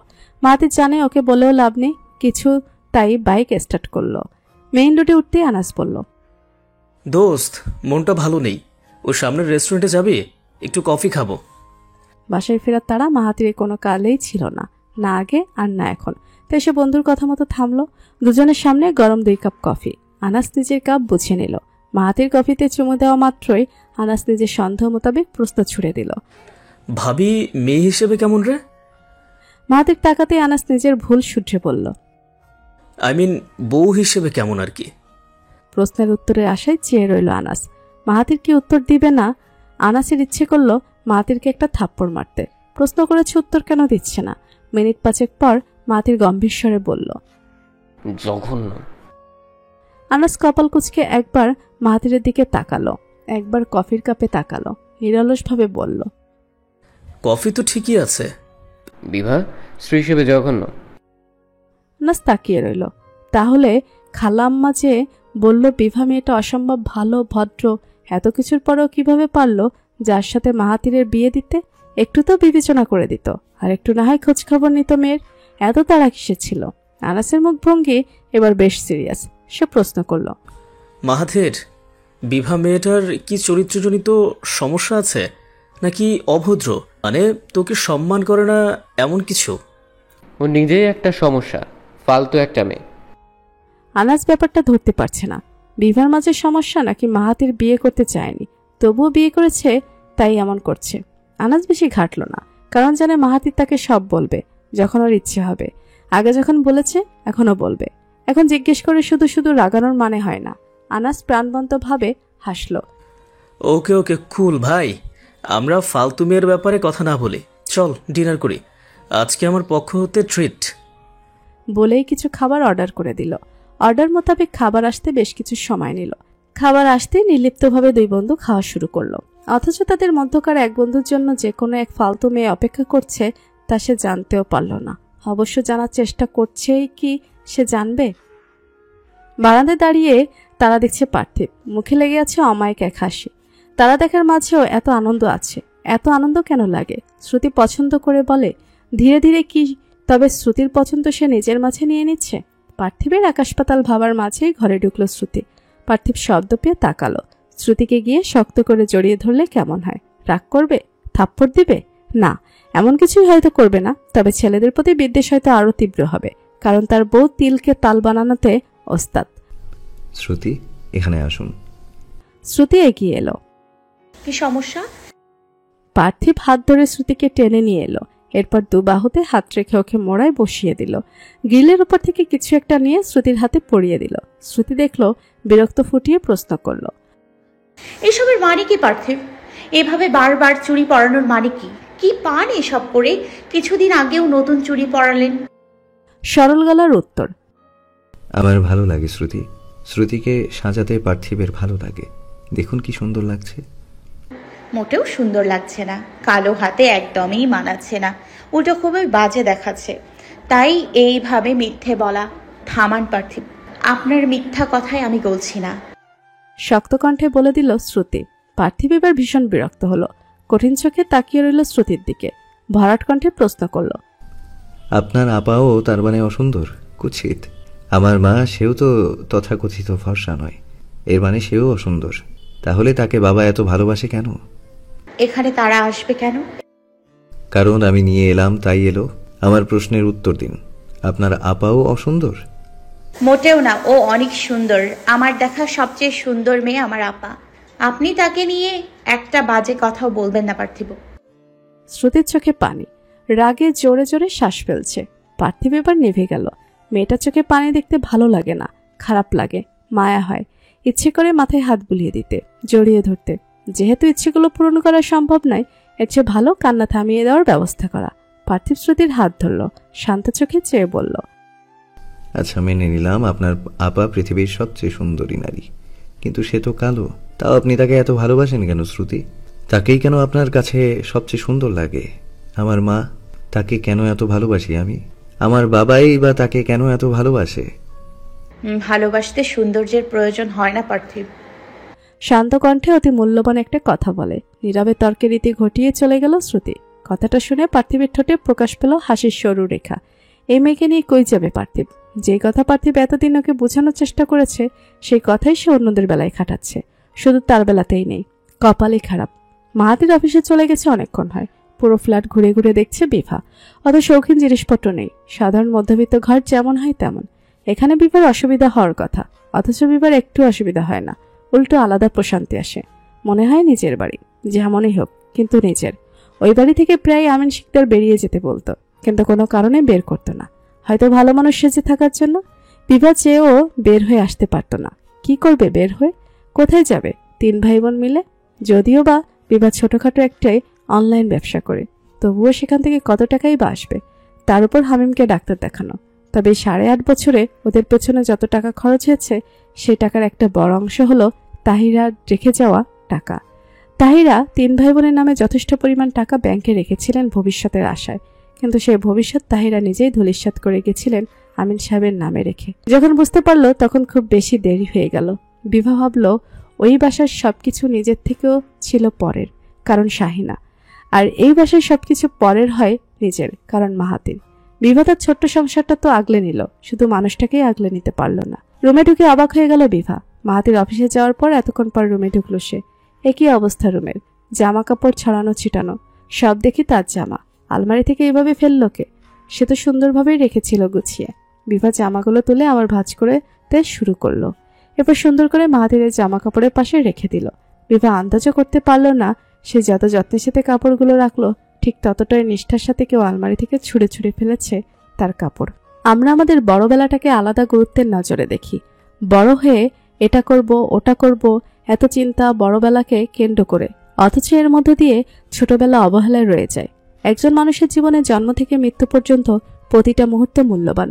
বলতে গেলে ছোটবেলাটাই বিশেষভাবে মূল্যবান, কেননা এই বয়সে একটা মানুষের চিন্তাধারা তৈরি হতে শুরু করে।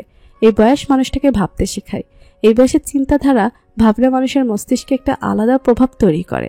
তাই যাদের ছোটবেলা সুন্দর, যারা সুন্দর স্বাভাবিক পরিবেশে বেড়ে ওঠে, বলা যায় তাদের মানসিকতা সুন্দর, সমৃদ্ধ, সুস্থ। শ্রুতির ছোটবেলা কৈশোরকাল থেকে শুরু করে এখন পর্যন্ত প্রতিটা কালই খারাপ। 13 বছরে মা মারা যাওয়া, বাবার বদলে যাওয়া, ফুটফুটে ছোট ভাইয়ের অসুস্থতা, সব মিলিয়ে জীবনটা কেমন যেন দুর্বিষহ। এত খারাপ জীবন কারো হয় বুঝি?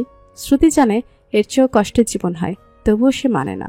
হয়তো আমাদের মানুষদের কাছে নিজেদের কষ্টটাই পৃথিবীর সবচেয়ে বড় কষ্ট বলে বিবেচিত হয়। তাই শ্রুতি ছোটবেলা থেকে নিজের আপনজন বাদে তেমন কারোর সাথে মিশত না, কথা বলতো না।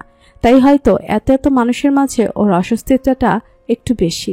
এই যে তার সামনে হিমেল, হিয়া, তার শাশুড়ি, চাচি শাশুড়ি সবাই বসে গল্প করছে, অথচ সে করতে পারছে না জড়তার কারণে। এইভাবে কখনো এত মানুষ মিলে হাসাহাসি করা হয়নি। তাই হয়তো সে নিজেকে মানিয়ে নিতে পারছে না। মাথা নিচু করেই সব ভাবছে শ্রুতি। এর মধ্যে রুমা বেগম ডেকে উঠলেন। শ্রুতি, তুমি কিছু বললে না যে? তুমিও কিছু বলো।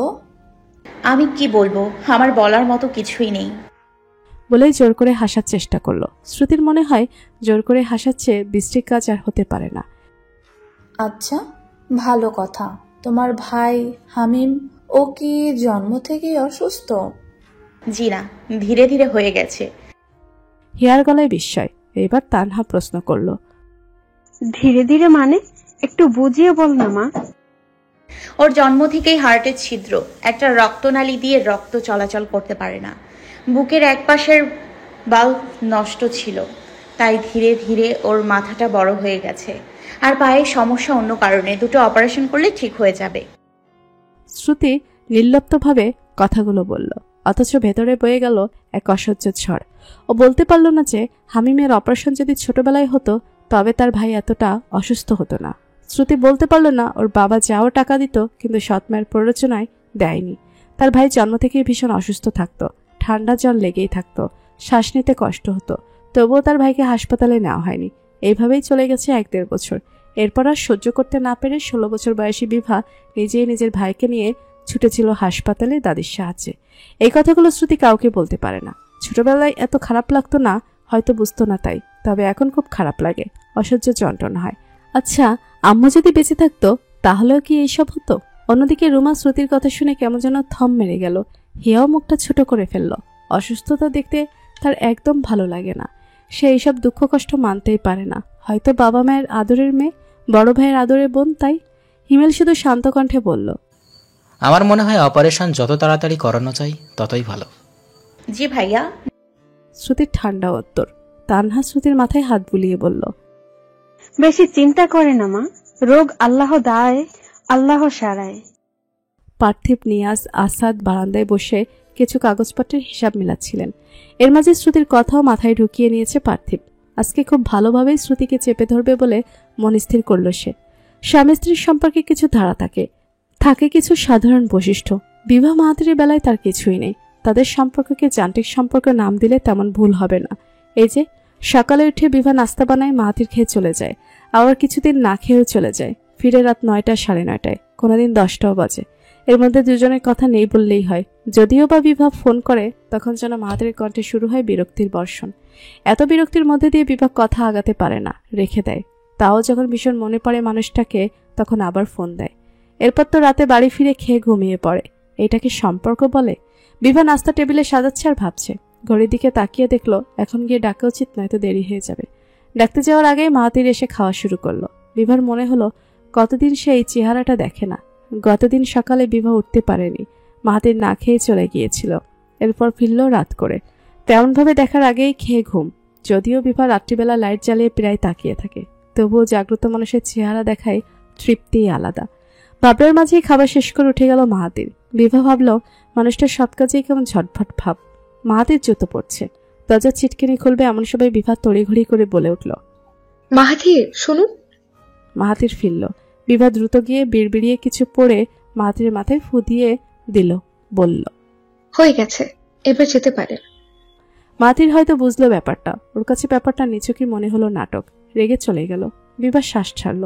তার সব কাজেই রাগ করে। কেন করে? শায়তাল কুরসি পড়ে ফু দিয়ে দিল, এতে রাগের কি হলো? বিভার মনে আছে তার আম্মু সবসময় আমিন শিকদারকে বেরোনোর সময় এভাবে ফু দিয়ে দিত। সে যথেষ্ট বড় ছিল, তাই তার মানস্পটে কিছু সুন্দর স্মৃতি এখনো রয়ে গেছে। তখন থেকে ব্যাপারটা বেশ ভালো লাগতো তার। মনে তো সেও একদিন দিবে, তবে ব্যাপারটা ভুলেই বসেছিল সে। মনে পড়লো সেদিন মাহাতিরের হাতে ব্যান্ডেজ দেখে। বিভার মনে হলো সে আয়তাল কুরসি পড়ে দিলে হয়তো মাহাতির সুস্থ থাকবে সব ছোট বড় বিপদ থেকে। সে বিশ্বাসে এই কাজ। এখানে রাগের কি আছে? ভেবেই বিভার বুড়ো কুচকে গেল। মাহাতির অফিসে ঢুকলো ভীষণ রাগ নিয়ে। ঢুকে নিজের চেয়ারে শব্দ করে বসলো। মাহাতিরকে দেখে এগিয়ে এলো আনাস। কিরে, তোর মুড কি সবসময় অফ থাকে? অফ থাকার মতো কাজ করলে অফ থাকবে না? কণ্ঠে বিরক্তি ভরপুর। কি জন্য অফ? ভাবি ঝগড়া করেছে? সে অধিকার আমি ওকে দেইনি। ইনফ্যাক্ট ঝগড়াও ভালো ছিল, বাট ওর রীতিমতো ন্যাকামো শুরু করে দিয়েছে। বুঝিয়ে বল। আনাসের গম্ভীর কণ্ঠস্বর। আরে হ্যাঁ, আজকে বের হতে গেছি, অমনি ডেকে বিড়বিড় করে সুরা পড়ে ফু দিয়ে দিল। মনে হয় এইসবকে নাটক ছাড়া আর কিছু ভাবতে পারছি না আমি। তার উপর কেন দিয়েছে জানিস? ওই দিন অ্যাক্সিডেন্ট করেছি না, সেই জন্যই হবে। কারণ ওই দিন বাসায় যাওয়ার পর এমনভাবে প্রশ্ন করতে লাগলো যেন আমি মারা গেছি। তোর খুশি হওয়া উচিত। এখানে রাগের কিছু তো আমি দেখছি না। তোকে ভালোবাসে তাই চিন্তা করে। এইটাই, আমাকে ভালো কেন বাসবে? ভালোবাসা জন্মানোর জন্য কিছুই করিনি, ভালো করে কথা পর্যন্ত বলি না, তাও কিভাবে ভালোবাসা জন্ম নেবে?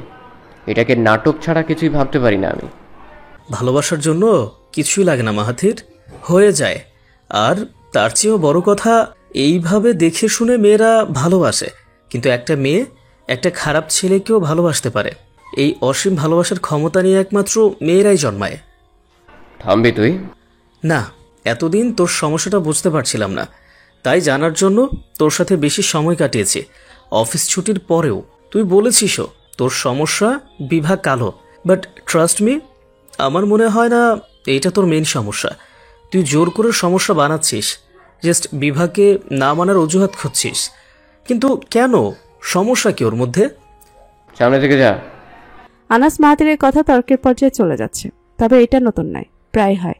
মাসে 7 থেকে 8 বার গার্লফ্রেন্ড অথবা বয়ফ্রেন্ডের মতো ঝগড়া করে দুজনে। এরপর যে কোনো একজন আগ বাড়িয়ে কথা শুরু করে, হয় আনাস না হয় মাহাতির। আনাসেরও মেজাজ খারাপ হচ্ছে এখন। চলে যেতে নিল। থেমে গিয়ে শান্ত কণ্ঠে ডাকলো, বন্ধু শোন। কি? তুই বলেছিলি বিবাহ স্ত্রী হিসেবে জঘন্য। আজ আমি বলছি তুই স্বামী হিসেবে জঘন্য এবং বিষাক্ত। বলেই বড় বড় পা ফেলে চলে গেল আনাস। আর আনাসের দিকে এমনভাবে তাকিয়ে রইল মাহাতির যেন ভস্য করে দিবে এখনই। তারা দেখছেন না। তাহলে কি দেখছেন? ঘুমিয়ে পড়ুন তো, যান। আপনার কথা আমি কেন শুনবো? সেটাই, শুনতে হবে না, দাঁড়িয়েই থাকুন। হামিমের অপারেশন কেন করানো হয়নি? আপনাকে বলতে ইচ্ছুক নই। আমি শুনতে ইচ্ছুক। তাহলে যান, গিয়ে প্রাণ প্রিয় শ্বশুরের কাছ থেকে শুনে আসুন। বিরক্ত হয়ে বলল শ্রুতি। বলেই আকাশের দিক থেকে মুখ ফিরিয়ে ঘুরতে নিল। অমনি পার্থিব তার দুহাত শ্রুতির দুপাশে রেখে আটকে ফেলল। বলল, শ্বশুর নয়, প্রাণ প্রিয় বউয়ের থেকে শুনতে ইচ্ছুক। হাত সরান, যাব। আমাকে বলুন শ্রুতি, হামিমের অপারেশন কেন হয়নি? ওর যা সমস্যা তাতে এই সব ক্ষেত্রে ছোটবেলাতে অপারেশন হওয়াটাই বেস্ট। শ্রুতি মুখ নিচু করে নিল, বলবে না মানে না। পার্থিব শ্রুতির বাহুতে হাত রেখে ফিরালো নিজের দিকে, দুহাত ধরে আবদার করল, আপনি কেন আমাকে মেনে নিচ্ছেন না? আমার সাথে স্বাভাবিক হচ্ছেন না তা আমি জানি, তবে আপনার কাছে একটা রিকোয়েস্ট করব। আপনি একবার আমাকে মন থেকে মানার চেষ্টা করুন, দেখবেন পারবেন, প্লিজ। শ্রুতি হাত ছাড়িয়ে নিতে চাইল, পারল না। পার্থিব আরো শক্ত করে ধরল।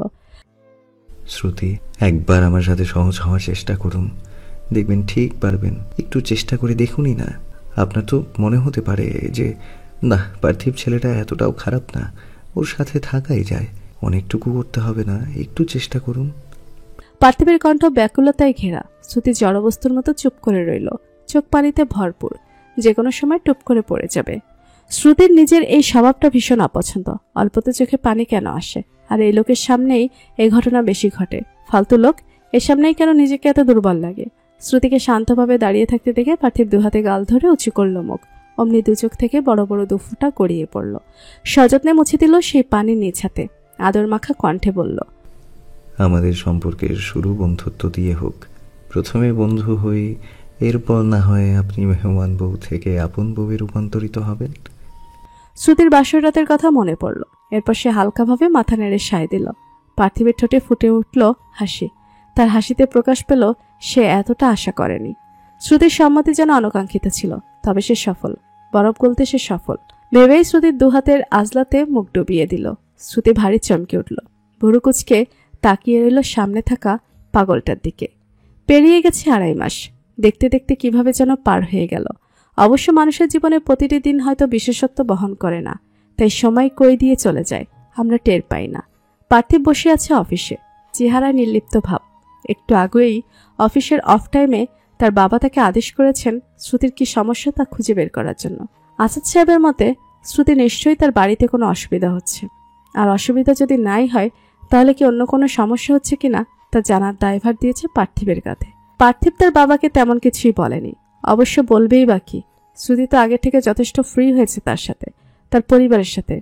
তারা এখন নিয়ম করে গল্প করছে। ওই দিনের পর থেকে শ্রুতি তেমন কোনো কঠিন ব্যবহার পার্থিবকে দেয়নি, বরং তারা আসলে একে অপরের খুব ভালো বন্ধু হচ্ছে। তাদের গল্পের নিয়ম, একদিন শ্রুতি গল্প করে, একদিন পার্থিব। গল্প থাকে সাধারণ বিষয় নিয়ে। পার্থিব এখনও শ্রুতিকে তার কিংবা তার পরিবারের ব্যক্তিগত বিষয় নিয়ে কোনো প্রশ্ন জিজ্ঞেস করেনি। পার্থিবের বিশ্বাস শ্রুতি নিজে থেকেই তাকে জানাবে। আগের চেয়ে ভালো ব্যবহার করছে, তার সাথে থাকার চেষ্টা করছে, এটাই যথেষ্ট নয় কি? বিকেল 5:20। পার্থিব একটা স্টেশনারির দোকানে ঢুকল। উদ্দেশ্য অ্যাক্রিলিক রং কেনা। সময় যখন ভালো যায় তখন হয়তো সব দিক দিয়েই ভালো যায়। হামিম এখন তার সাথে কথা বলে, যথেষ্ট সুন্দরভাবে কথা বলে। এই তো আজ সকালে পার্থিব যখন অফিসের জন্য বের হচ্ছিল, হামিম তখনই হুইল চেয়ার ঘুরিয়ে পার্থিবের সামনে থামল। ঠান্ডা কণ্ঠে শুধু বলল, রং করতে ভালো লাগে, রং নেই, নিয়ে আসো। পার্থিব তখন হেসে দিয়ে 8.5 বছরের বাচ্চাটার চুলগুলো এলোমেলো করে দিল। আজ বিভা রান্না করেছে মুরগি ভুনা আর পাতলা ডাল। এর চেয়ে বেশি তাকে দিয়ে সম্ভব হচ্ছে না। মাত্র 2 পদের তরকারি রান্না করে তার অবস্থা খারাপ। এত গরম লাগছে যা বলার বাহিরে। শ্যামলামুখ আগুনের তাপে লালা বাছে ছেয়ে আছে। কামেজের ভেতর দিয়ে গলা বেয়ে কপাল বেয়ে যে টপ টপ পানি পড়ছে তা বিভা অনুভব করতে পারছে। আচ্ছা, এত গরম কেন লাগছে? এর আগে তো লাগেনি।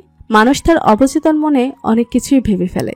বিভা ভাবল এখনই ঘরে গিয়ে এসি ছেড়ে বসে যাবে। ঘরে ঢুকেই রিমোট খুঁজতে গিয়ে ন্যানো সেকেন্ডের মাঝে সে বুঝতে পারল এটা আগের বাড়ি নয়, তারই বাড়ি, তবে নতুন বাড়ি। বিভা নিজের কাজে মনে মনে কিছুটা লজ্জা পেল। সে কি উচ্চাকাঙ্ক্ষী হয়ে যাচ্ছে? গরম লেগেছে, ফ্যানের নিচে বসলে ঠান্ডাও লাগবে, এসির প্রয়োজনটা কি? ভেবেই বিভা চোখ ঘোরাতেই দেখলো তার জামা কাপড় নিচে পড়া। আবারও এই নিয়ে 3 অথবা 4 দিন হবে। প্রথম 3 দিন মাহাতির বাসায় ছিল না, আজ আছে। তার সামনে এক পায়ের উপর আরেক পা রেখে বিছানায় আছশোয়া হয়ে ফোন টিপছে। বিভা জানে কাপড় মাহাতির ফালায়, তবু আজ প্রশ্ন করল, মাথি? উত্তর এলো না। বিভা ফের প্রশ্ন ছুড়ল, মাথি? মাহাথির? ও আমার নাম, মাহাবু আমার নাম। তুমি মাহাথির বলেই কেন ডাকো? মাহাব ডাকতে সমস্যা কি? তোমাকে বলেছি না তোমার মুখে মাহাতির ডাক্তার শুনতে আমার ভালো লাগে না? একরাশ বিরক্তি নিয়ে উত্তর দিল মাহাতির। কথাগুলো হয়তো বিভার কানে ঢুকলো না, কেবল শান্ত গলায় জিজ্ঞেস করল, কাপড়গুলো নিচে পড়া কেন? এর আগেও দেখেছি। বাড়ি আমার, ওয়ার্ড্রোব আমার, তাই জামা কাপড় কার থাকবে সেটা আমি ডিসাইড করব। বিভা জামা কাপড়গুলোর দিকে তাকিয়ে মুখটা ছোট করে ফেলল। জামা কাপড়গুলোর মাঝে তার মায়ের শাড়ি স্পষ্ট দৃশ্যমান। শখ করে মায়ের একটা শাড়ি নিয়ে এসেছিল, কিন্তু এইভাবে পড়ে থাকতে দেখে ভীষণ মন খারাপ হলো। ছোট একটা বিষয়, অথচ বিভার মনে হলো এর চেয়ে দুঃখের কিছু হতে পারে না। সে টুকটুক করে জামা কাপড়গুলো তুলে রুম থেকে বেরিয়ে গেল। মাহাতির একবার তাকালো, মেয়েটা কি বেশি দুঃখ পেয়েছে? মুখটা কেমন ছোট করে নিল। অবশ্য সেই বা কি করবে, প্রয়োজনীয় একটা জিনিস পাচ্ছিল না, তাই তার রাগে জামা কাপড় উপর উঠিয়েছে। পরে দেখা গেল সে যে জিনিসটা খুঁজছিল তা তার চোখের সামনে ছিল।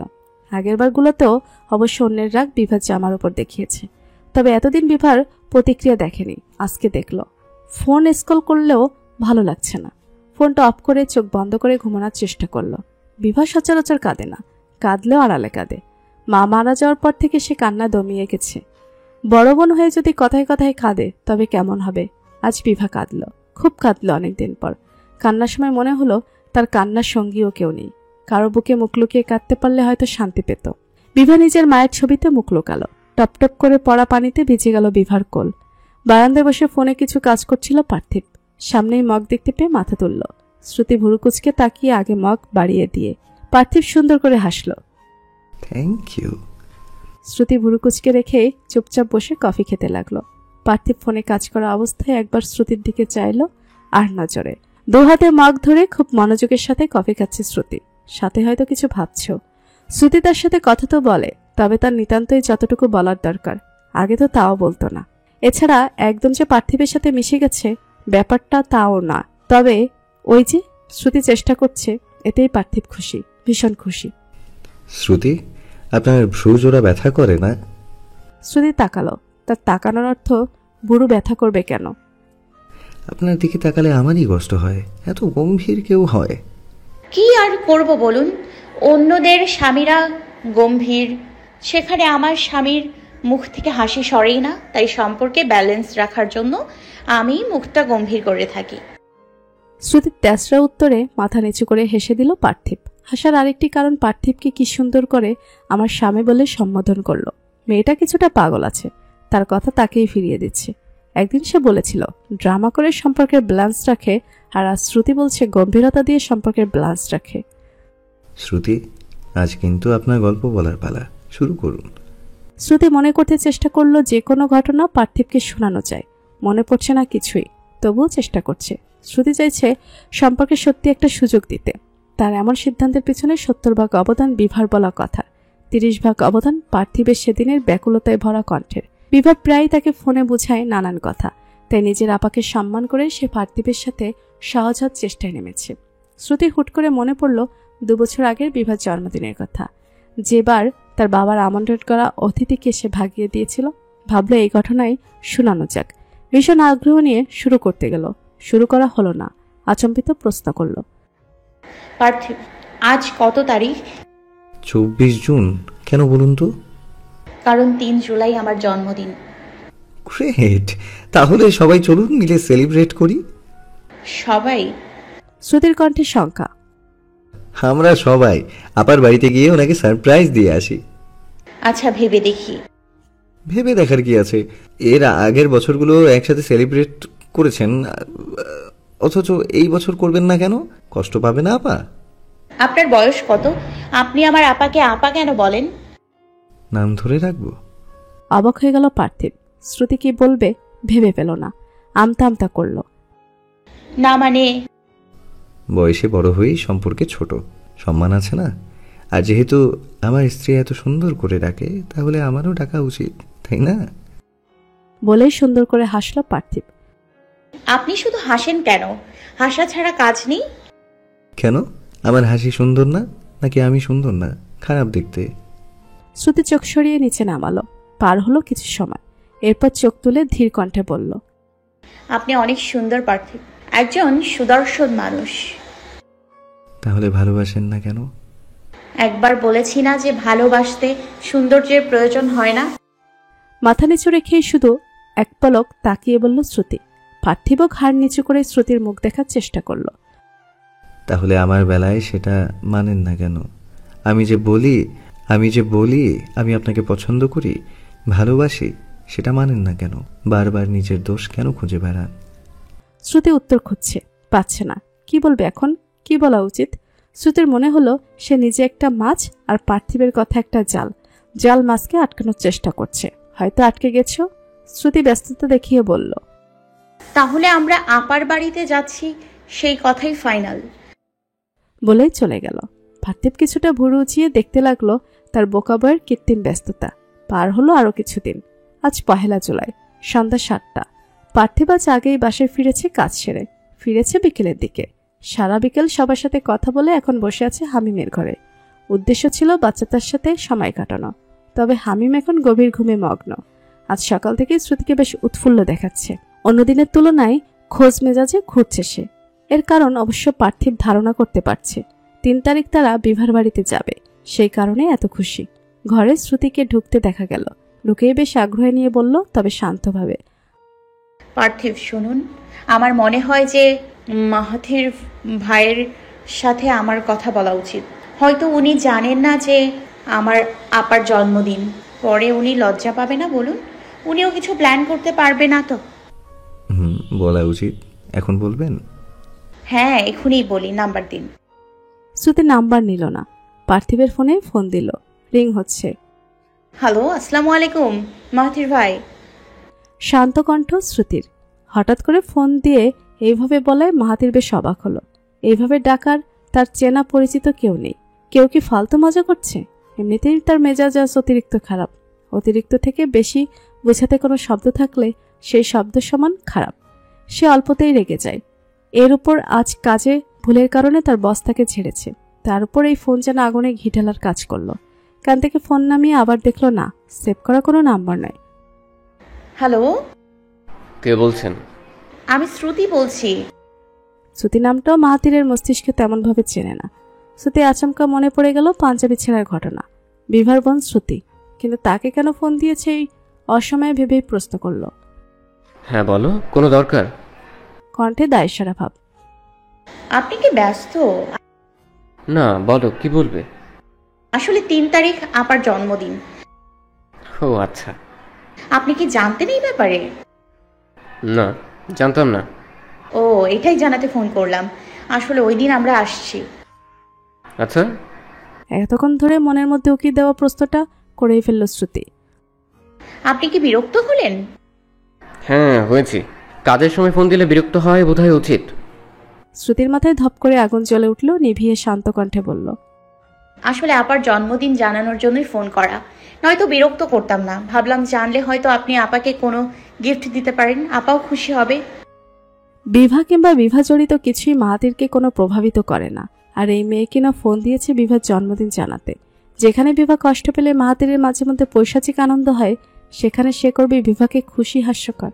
মাহাতির রাগের মাথায় কখনো চিন্তা করেনি অপর ব্যক্তিটি কি ভাবলো না ভাবলো। সবসময় তার যা মনে হয় তাই করে। এখন তার মনে হলো এই শ্রুতি মেয়েটাকে কষ্ট দেওয়া দরকার। গম্ভীর কণ্ঠে শুধুমাত্র বলল, শ্রুতি, তুমি হয়তো জানো না যে আমি বিভাকে তেমন পছন্দ করি না। বিয়ে হয়েছে তাই বউ, জাস্ট এতটুকুই আমাদের সম্পর্ক। হয়তো বিভা তোমাকে এই ব্যাপারে কিছু জানায়নি, তাই আমি জানালাম। ও কিংবা ও জড়িত কিছুই আমার উপর ইফেক্ট করে না। তাই ওর জন্মদিন জানলেও যা, না জানলেও তা। তবে এত কষ্ট করে ফোন দিয়েছ জন্য থ্যাংক ইউ। বাসে এসো, দেখা হবে। শ্রুতির মনে হলো তার খুশির বাগানের গাছগুলো হঠাৎ করে মরে গেল। গাছের পাতাগুলো ঝরে গেল।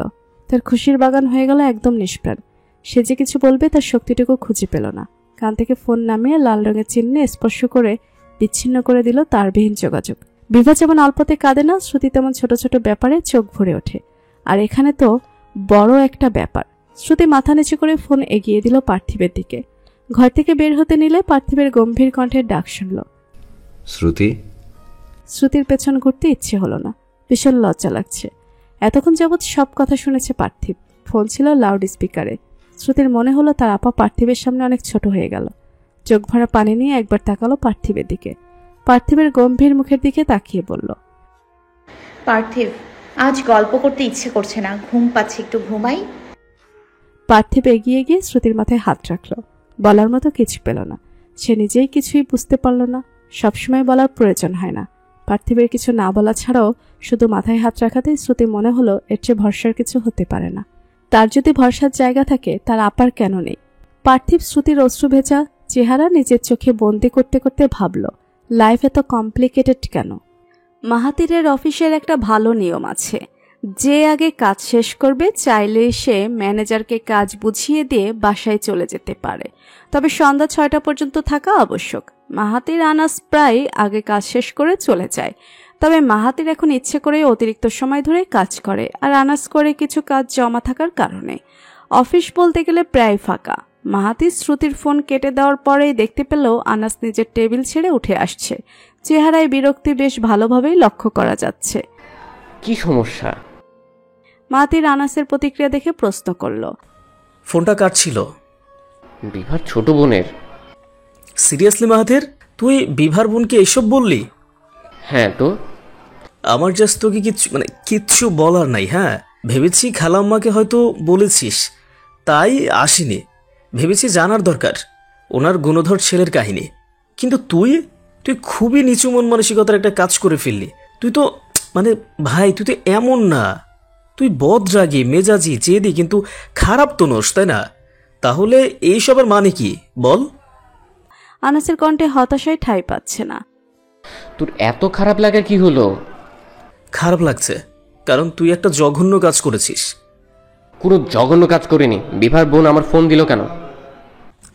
জাস্ট এতটুকুই। হ্যাঁ, ফোন দিবে না কেন তুই বল? তুই ওর বড় বোনের স্বামী, ফোন দিবে না? আর ফোন দিয়েছে বলে তুই নিজেদের ব্যাপারে ওকে জানিয়ে দিবি? এতটা অবুঝ তুই? হ্যাঁ, মিনিমাম সেন্সটুকু তোর নাই? কাপুরুষের মতো কাজ করলি তুই একটা। আনাস, ভালো লাগছে না। তোর এত কি যায় আসে আমার কাজকর্মে? মাহাতির কথায় আনাস নিভে গেল। এতক্ষণ জোরে জোরে কথার কারণে ঘেমে গেছে, হাঁপাচ্ছে।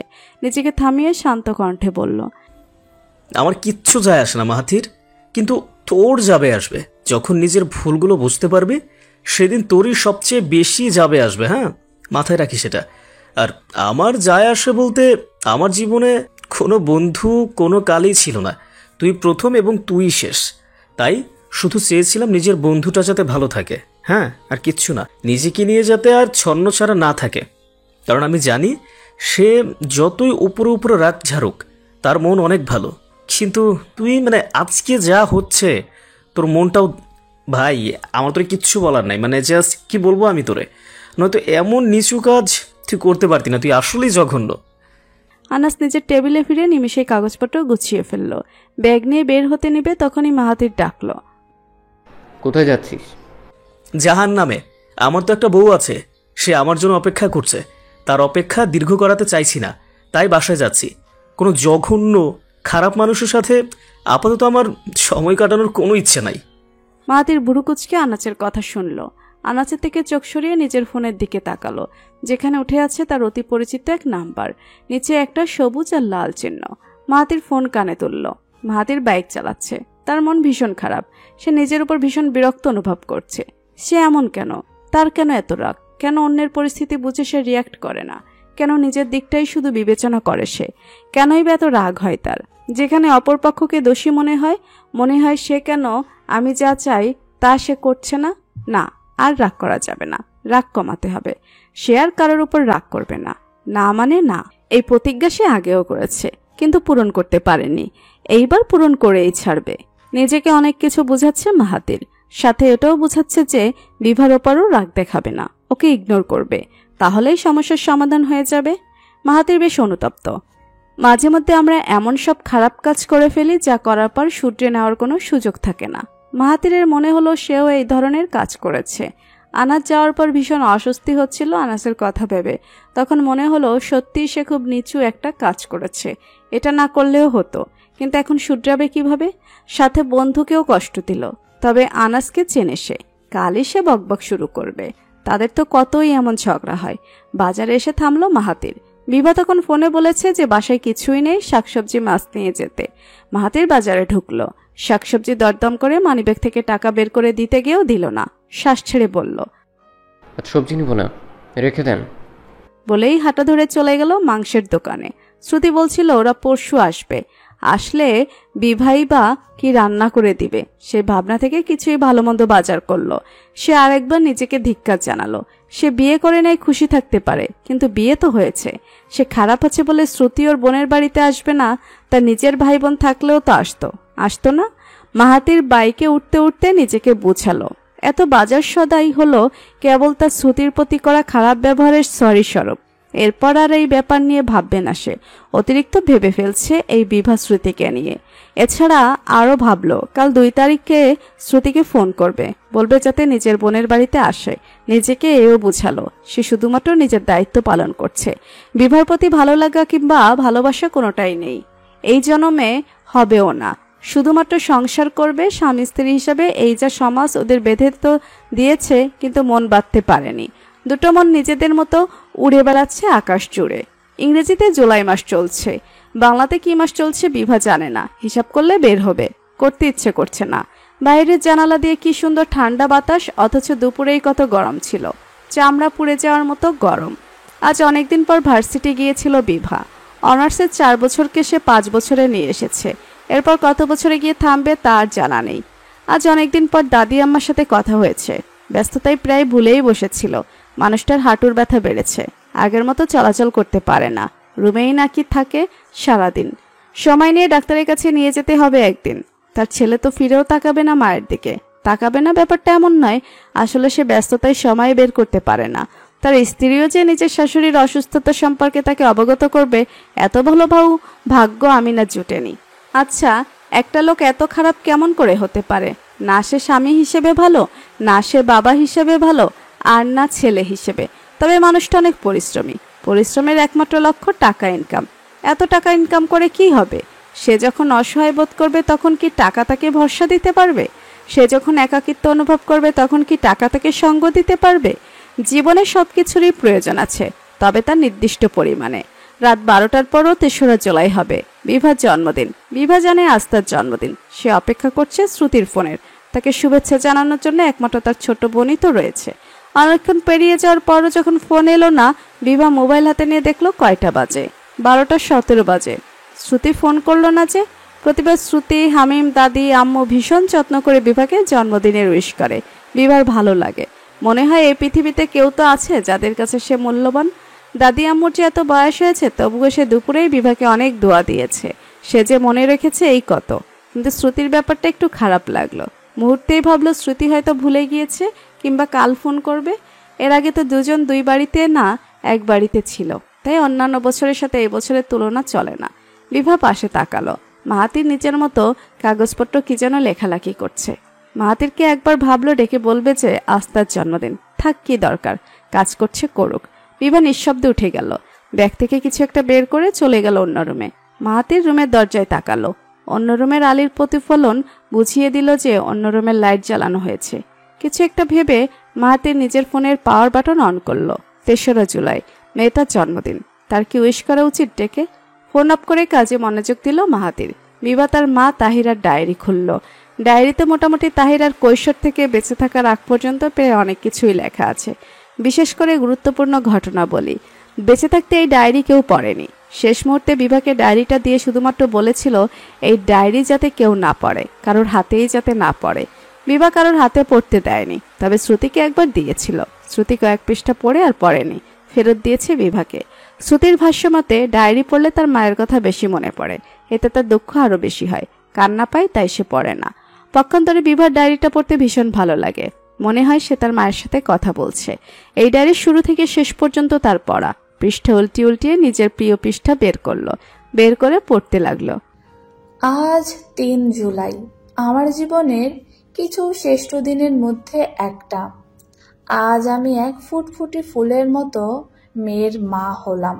মহান আল্লাহর নিকট কৃতজ্ঞতা প্রকাশের ভাষা আমার নেই।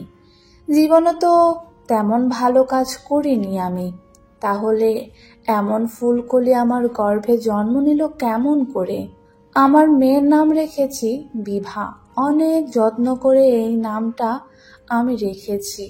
বিভা নামের অর্থ দীপ্তি, সৌন্দর্য। আমার মেয়ের নাম সার্থক। আজ আমার ভাইয়ের বউ আমার মেয়েকে দেখতে এলো। বলল মেয়ে নাকি কালো হয়েছে, আমার রং পায়নি। অথচ আমার মেয়ের দিকে তাকালে তার সৌন্দর্য আমাকে কান্না করিয়ে দেয়। আমার কান্না চলে আসে। কি সুন্দর ফুটফুটে মেয়ে আমার, মাশাআল্লাহ। আমার নাম তাহিরা ইবনাত। এতদিন সবাই আমাকে তাহিরা বলেই ডাকতো, অথচ এখন আমাকে সবাই বিভার মা বলে ডাকে। কথাটা শুনতেই এত শান্তি লাগে, মনে হয় এই পৃথিবীতে এর চেয়ে সুন্দর শব্দ আর হতেই পারে না। আমি তাহিরা নই, আমি বিভার মা। বিভা মুস্কি হেসে সব পড়ল। পড়তে পড়তে তখন চোখে পানি চলে এলো, বুঝলো না। পুরো ডায়েরি জুড়ে তাকে নিয়ে তার মায়ের শত শত পাগলামি আছে।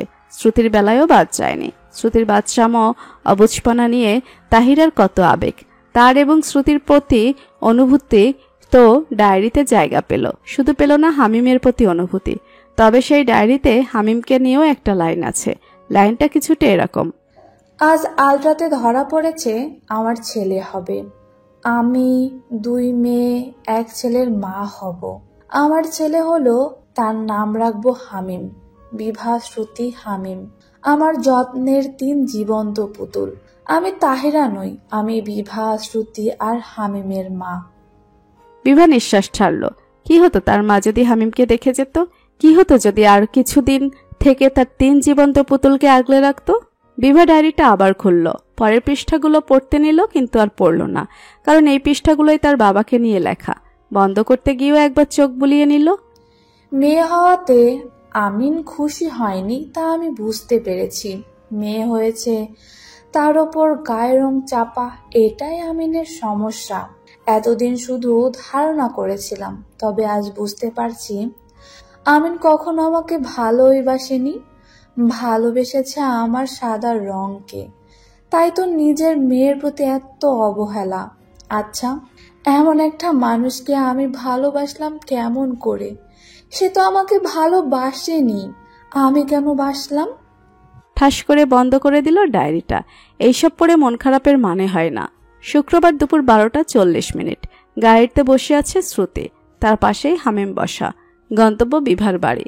পার্থিব সকালে উঠেই চলে গেছে অফিসে, বলে গেছে কাজ আছে, নামাজের পর পৌঁছে যাবে ঠিক সময়। শ্রুতি আর তেমন কিছু বলেনি। গত পরশুর ঘটনার পর শ্রুতির কোনো ইচ্ছা ছিল না বিভার বাড়িতে যাওয়ার। পার্থিবের বোঝানোর সাথে গতকাল মাহাতির ভাইয়ের ফোনের কারণে যাচ্ছে।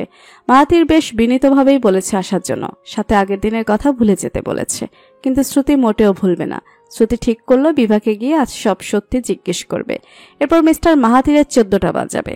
যদিও পার্থিব থেকে বুঝিয়েছে স্বামী স্ত্রীর ব্যাপারে অতিরিক্ত নাক গলানো দৃষ্টিকটু হবে, কিন্তু শ্রুতি তো নাক, কান, হাত পা সব গলাবে। কলিং বেল বাজছে। এই সময় কে? বিভা ভাতের চাল ধুতে নিচ্ছিল। পাতিলটা রান্নাঘরে রেখে কিছুটা দৌড়ে গিয়ে দরজা খুলল। যাকে দেখলো তাকে দেখার জন্য মোটেও প্রস্তুত ছিল না, আমিন শিকদার। কিন্তু এখানে কেন? এইভাবে না বলে কই আসার মানে বিভা খুঁজে পেল না। পাশেই তার অ্যাসিস্ট্যান্টকে দেখে বিভা আরো বিব্রত বোধ করলো। এই বাসায় এই সময় আমিন সাহেবকে আশা করেনি বিভা, সাথে আবার তার অ্যাসিস্ট্যান্টও আছে। বিভা সরে গেল দরজা থেকে। শান্ত নিষ্প্রাণ কণ্ঠের বাক্য, ভেতরে আসুন।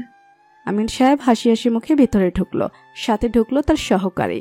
ভিতরে ঢুকে কাউকে না দেখে আমিন সাহেব একটু অবাক হলো। কেউ নেই কেন? হয়তো পৌঁছায়নি। এবার চোখ ঘুরিয়ে ঘুরিয়ে দেখতে লাগলো ফ্ল্যাটটা। 3 বেড, ডাইনিং, ড্রয়িং, বড় এক বারান্দা মিলে ছিমছাম ফ্ল্যাট। ডাইনিং রুমে নিতান্তই ছোট্ট একটা খাবার টেবিল। সব দেখে হালকা কৌতূহলী হয়ে প্রশ্ন করলো, এই বাসা থাকতে অসুবিধা হয় না? তার প্রশ্নের পেছনে লুকায়িত বাক্য, এতকাল এত দামি দামি আসবাবপত্র ব্যবহার করে এখন বিবার অসুবিধা হওয়া উচিত। না, অসুবিধা হয় না। নিজের বাসার অসুবিধা হওয়ার কথাও না। পৃথিবীর সবচেয়ে শান্তি নিরাপত্তার জায়গা হলো নিজের বাসা। আর এইটা আমার বাসা, যেখানে আমি নিজের ইচ্ছে মতো থাকতে পারি, যা খুশি করতে পারি। তাই এখানে আমার অসুবিধা হয় না। আমিন সাহেব যেমন নিজের করা প্রশ্নে নিজের আভিজাত্য বোঝাতে চেয়েছিল, বিবাহ তার তেমন দেওয়া উত্তরে অপ্রকাশিতভাবে বুঝিয়ে দিল আমিন সাহেবের বাসায় সে নিজের ইচ্ছে মতো থাকতে পারত না, এখানে পারে, এবং সে এখানে অনেক শান্তিতে আছে। ব্যাপারটা বুঝতে পেরে আমিন সাহেব আর দ্বিতীয় প্রশ্ন করল না। তুমি এখানে কি করছো? আমিন সাহেব সোফায় বসেছিলেন, চোখ তুলে দরজায় তাকালেন। শ্রুতি দাঁড়িয়ে হতবাক হয়ে তাকিয়ে আছে। আমিন সাহেব বুঝতে পারলেন তাকে এখানে একদমই আশা করেনি বিভা। শ্রুতি মুখকুচকে পাশে থাকা হামিমের হুইল চেয়ার ধরে ভেতরে ঢুকলো। বিভা এগিয়ে এলো ভাই বোনের কাছে, শ্রুতির দিকে তাকালো। শ্রুতির মুখের প্রতিক্রিয়ার অর্থ তার দিনটাই খারাপ হয়ে গেল। বিভা কিছু বলল না। আমিন সাহেবের সামনে তার অস্বস্তি হয়, মুখ দিয়ে কথা বের হয় না। শ্রুতি মুখকুচকে আবার জিজ্ঞেস করলো, আপনাকে এখানে কে আসতে বলেছে? আমিন শিকদার আসছেন কেন? আমিন সাহেব বিরক্ত বোধ করলো। একটু আগেই তুমি করে ডাকলো, এখন আবার নাম ধরে ডাকছে, তাও তার সহকারীর সামনে। বিরক্ত হয়ে শাসন করতে চাইলো। এইসব কেমন আচরণ শিখেছো তুমি? আগের থেকেও দেখি বেয়াদব হয়েছো। হ্যাঁ, আমি বেয়াদব। আপনাকে অনুরোধ করছি এই বেয়াদবের সামনে থেকে চলে যান প্লিজ। কি কারণে আসছেন বলেন তো? কি সমস্যা? শ্রুতি অধৈর্য হয়ে পড়ল। কি করবে ভেবে পেল না। এই মানুষটাকে সে সহ্যই করতে পারে না। অসভ্যের মতো ব্যবহার থামাও। তোমাদের সাথে দেখা করতে আসিনি। শুনেছিলাম পার্থিব এখানে আসবে, তাই ওর সাথে দেখা করতে এসেছিলাম। ওর সাথে দেখা হলেই চলে যাব, আর এখানে থাকেই বা কে? যা অবস্থা বাড়ির। বিভা বুঝতে পারলো তার ঘরকে অবজ্ঞা করা হলো। মুখ শক্ত হয়ে ভুরু কুঁচকে গেল। সে কিছু বলার আগে শ্রুতির ব্যঙ্গাত্মক ভাবে বলল, ঠিক বলেছেন। আসলে যা অবস্থা, এই সুন্দর বাড়িতে তিনটা ফুলের মাঝে আপনি একটা নোংরা কীট। বড্ড বেমানান। শ্রুতি, আর একটা বাজে কথা বললে আমার হাতে থাপ্পড় খাবে তুমি। সহকারীর সামনে শ্রুতির ব্যবহারের রাগে ফেটে পড়ল আমিন সাহেব। বিভা গম্ভীর কণ্ঠে শুধুমাত্র বলল, আমার বোনকে বকার অধিকার কিংবা আমার বাড়ি নিয়ে কিছু বলার অধিকার কোনোটাই আপনার নেই। সে দুঃসাহস দেখাবেনও না। অতিথি হয়ে এসেছেন, অতিথির মতোই থাকুন। আমিন সাহেব আর কথা বাড়ালেন না। অনেকদিন পর আজ আবার পার্থিবকে মনে মনে বকলো শ্রুতি। ফালতু লোক একটা। ওনার জন্য আমিন শিকদার এখানে এলো। এখন সুন্দরভাবে দিনটা কাটানোই হবে না। দুপুর 2টা বাজে। শ্রুতি হামিম বসে আছে দূরে ডাইনিং টেবিলের চেয়ারে। আমিন তার সহকারী বসে আছে সোফায়, সামনে জুসের গ্লাস। সিঙ্গেল সোফায় বসে আছে মাহাতির। নামাজ পড়ে কিছু ফল, জুস, কেক নিয়ে বাসায় ঢুকেছে সে। এরপর আমিনকে দেখে সাধারণ কুশলাদি বিনিময় করেছে। আমিন সাহেবের যে খুব পার্থিবের সাথে দেখা করার ইচ্ছে, ব্যাপারটা তেমনও নয়। আজ আসাদ সাহেবকে ফোন দিয়েছিলেন পারিবারিক খোঁজখবর নিতে। তখন তার থেকে জানলেন আজ শ্রুতি পার্থিব বিভার জন্মদিন উপলক্ষে এখানে আসবে। কথার এক পর্যায়ে আসাদ সাহেব প্রশ্ন করে বসল, আপনি বিভার বাড়িতে যাবেন না? উত্তরে সরাসরি না বলা যায় না। বিভা তার বড় মেয়ে। মেয়ের জন্মদিন উপলক্ষে সে যাবে না শুনতে বাজে লাগে। ঝোঁকের বসে বলে দেয়, জি যাব। পার্থিবের সাথে দেখা হবে, ভালোই হবে। তাই সে বাধ্য হয়ে এসেছে। কারণ সে যদি না আসে, পার্থিবকে যদি এই ব্যাপারে আসাদ সাহেব জিজ্ঞেস করেন, তখন সত্যিটা জেনে তো তাকে মিথ্যাবাদী ভাববে। তা সে চায় না। তার সাথে মিলেই ব্যবসা অনেক লাভ হচ্ছে। কিছুতেই তার চোখে নিজ বিষয়ক নেতিবাচক প্রভাব পড়তে দেওয়া যাবে না। শ্রুতি হাতে ফোন নিয়ে বসে আছে। পার্থিব কোথায় গেছে কে জানে, আসছে না কেন? এত দেরি হওয়ার কারণ কি? বলল নামাজের পরে চলে আসবে, অথচ এক নামাজে রক্ত গিয়ে আরেক নামাজে রক্ত চলে এলো। তার খবর নেই। টেবিলে গরুর মাংস, ভাত, তরকারি রাখলো বিভা। আজ সকালে মাহাতির বলেছিল গরু রান্না করতে, তাই করেছিল সে। বিভা বুঝতে পেরেছে তার জন্মদিন উপলক্ষে শ্রুতি হামিম এসেছে। তার চেয়ে অবাক করা বিষয়, মাহাতির ঘরে ঢুকে না ঘরে এসে কেক সহ সবকিছু বিভার হাতে দিয়ে সাধারণভাবে তাকে উইশ করেছে। জাস্ট 3টা শব্দ। শুভ জন্মদিন বিভা। না কণ্ঠে কোনো উচ্ছ্বাস, না কোনো আবেগ। তাও এই 3টে শব্দ বিভার কানে এত মধুর শোনালো যা ভাষায় প্রকাশ করার মতো নয়। তার উপর ফিরোজা রঙের পাঞ্জাবিটা তার স্বামীকে একটু বেশিই মানিয়েছে। কলিং বেল বাজলো। শ্রুতি এমন ভঙ্গিতে উঠে গেল যেন দরজাটা খুলেই মাথার মাঝখানে এক বাড়ি বসাবে। ভাবলো পার্থিবকে অনেক কঠিন কথা শোনাবে সে। যা ভাবলো তার কিছুই শ্রুতিকে দিয়ে হলো না। দরজার ওপাশে পার্থিব দাঁড়িয়ে আছে। পরনে ঘামে ভেজা নীল পাঞ্জাবি, মুখে অমায়িক হাসি। পার্থিবের হাসি দেখে নিভে গেল শ্রুতি। কিছুই বলল না। পার্থিবই বলল, এত দেরি হয়ে যাবে সত্যি বুঝতে পারিনি, সরি। রাগ করবেন না প্লিজ। রাগ করেছেন? না করিনি, ভেতরে আসুন। রাগ করেও বলছেন রাগ করেননি। আমি স্পষ্ট দেখতে পাচ্ছি আপনার চোখে রাগ, ভ্রুও কুচকানো আছে। বেশি রাগ করেছেন? শ্রুতি বুঝতে পারল পার্থিব তাকে জ্বালাচ্ছে। বাইরেই থাকবেন নাকি ভেতরে আসবেন? দরজা বন্ধ করব? পার্থিব হেসে দিয়ে ভেতরে ঢুকলো। শ্রুতি খেয়াল করলো পার্থিবের হাতে অনেক ব্যাগ। পার্থিব ড্রয়িং রুমে ঢুকলো। বিভার কাছে গিয়ে সুন্দর হাসি উপহার দিয়ে বলল, শুভ জন্মদিন আপা। বিভাও মিষ্টি হাসলো। কি সুন্দর শোনালো পার্থিবের মুখে আপা ডাকটা। উত্তর দিল, থ্যাংক ইউ। এই নিন, এখানে বিরিয়ানি, মোরগ পোলাও আছে। আপনাকে কিছু রান্না করতে হবে না, সব নিয়ে এসেছি। আজ দুপুর রাত সবাই একসাথে মজা করে খেয়ে এরপরই যাব। বিভা অবাক হয়ে সবকিছু হাতে নিল। একা পারছিল না বলে শ্রুতি সাহায্য করলো। ব্যাগ নিয়ে ওরা রান্নাঘরে চলে গেল। পার্থিব এগিয়ে গিয়ে মাহাতিরের সাথে হ্যান্ডশেক করে নিল। আমিন সাহেব নিচে থেকে এগিয়ে এসে জড়িয়ে ধরলেন পার্থিবকে। পার্থিব তার শ্বশুরকে এখানে আশা করেনি। তবুও তা মুখে কিছুই প্রকাশ না করে কথা বলতে লাগলো সবাই মিলে। মাহাতির ফোন আনতে ঘরে যাবে এমন সময় চোখ পড়ল হামিমের উপর। টেবিলে মাথা দিয়ে শুয়ে আঙুল দিয়ে আঁকিবুকি করার চেষ্টা করছে। হামিমকে দেখে ভীষণ মায়া হলো মাহাতিরের। ওকে আগে সেভাবে খেয়াল করেনি, আজ বেশ ভালোভাবেই খেয়াল করেছে। হামিমের সাথে তার কোনো মিল নেই, তবুও নিজের সাথে হামিমের মিল খোঁজার চেষ্টা করলো। নেই, দুজনের জীবনে কোনো মিল নেই।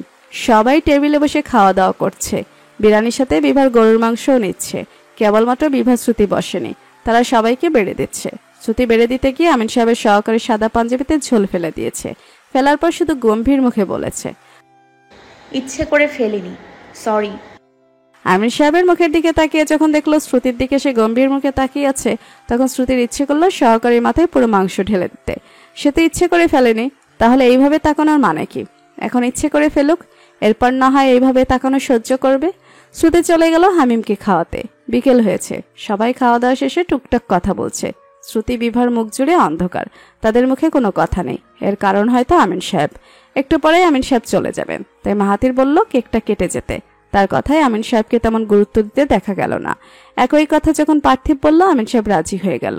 বিভা উঠে চুপচাপ কেক নিয়ে এলো। তার এখন মনে হচ্ছে আজ তার জন্মদিন না হলেও পারত। অনিচ্ছা সত্ত্বেও বিভা একপাশে শ্রুতি হামিমকে নিয়ে এবং অন্য পাশে আমিন সাহেবকে নিয়ে কেক কাটলো। বিভা কেকের পিস নিয়ে সর্বপ্রথম শ্রুতিকে খাইয়ে দিল। হামিমকে খাওয়াতে গিয়ে দেখলো হামিম পানি খাওয়ার জন্য একাই দূরে চলে গিয়েছে।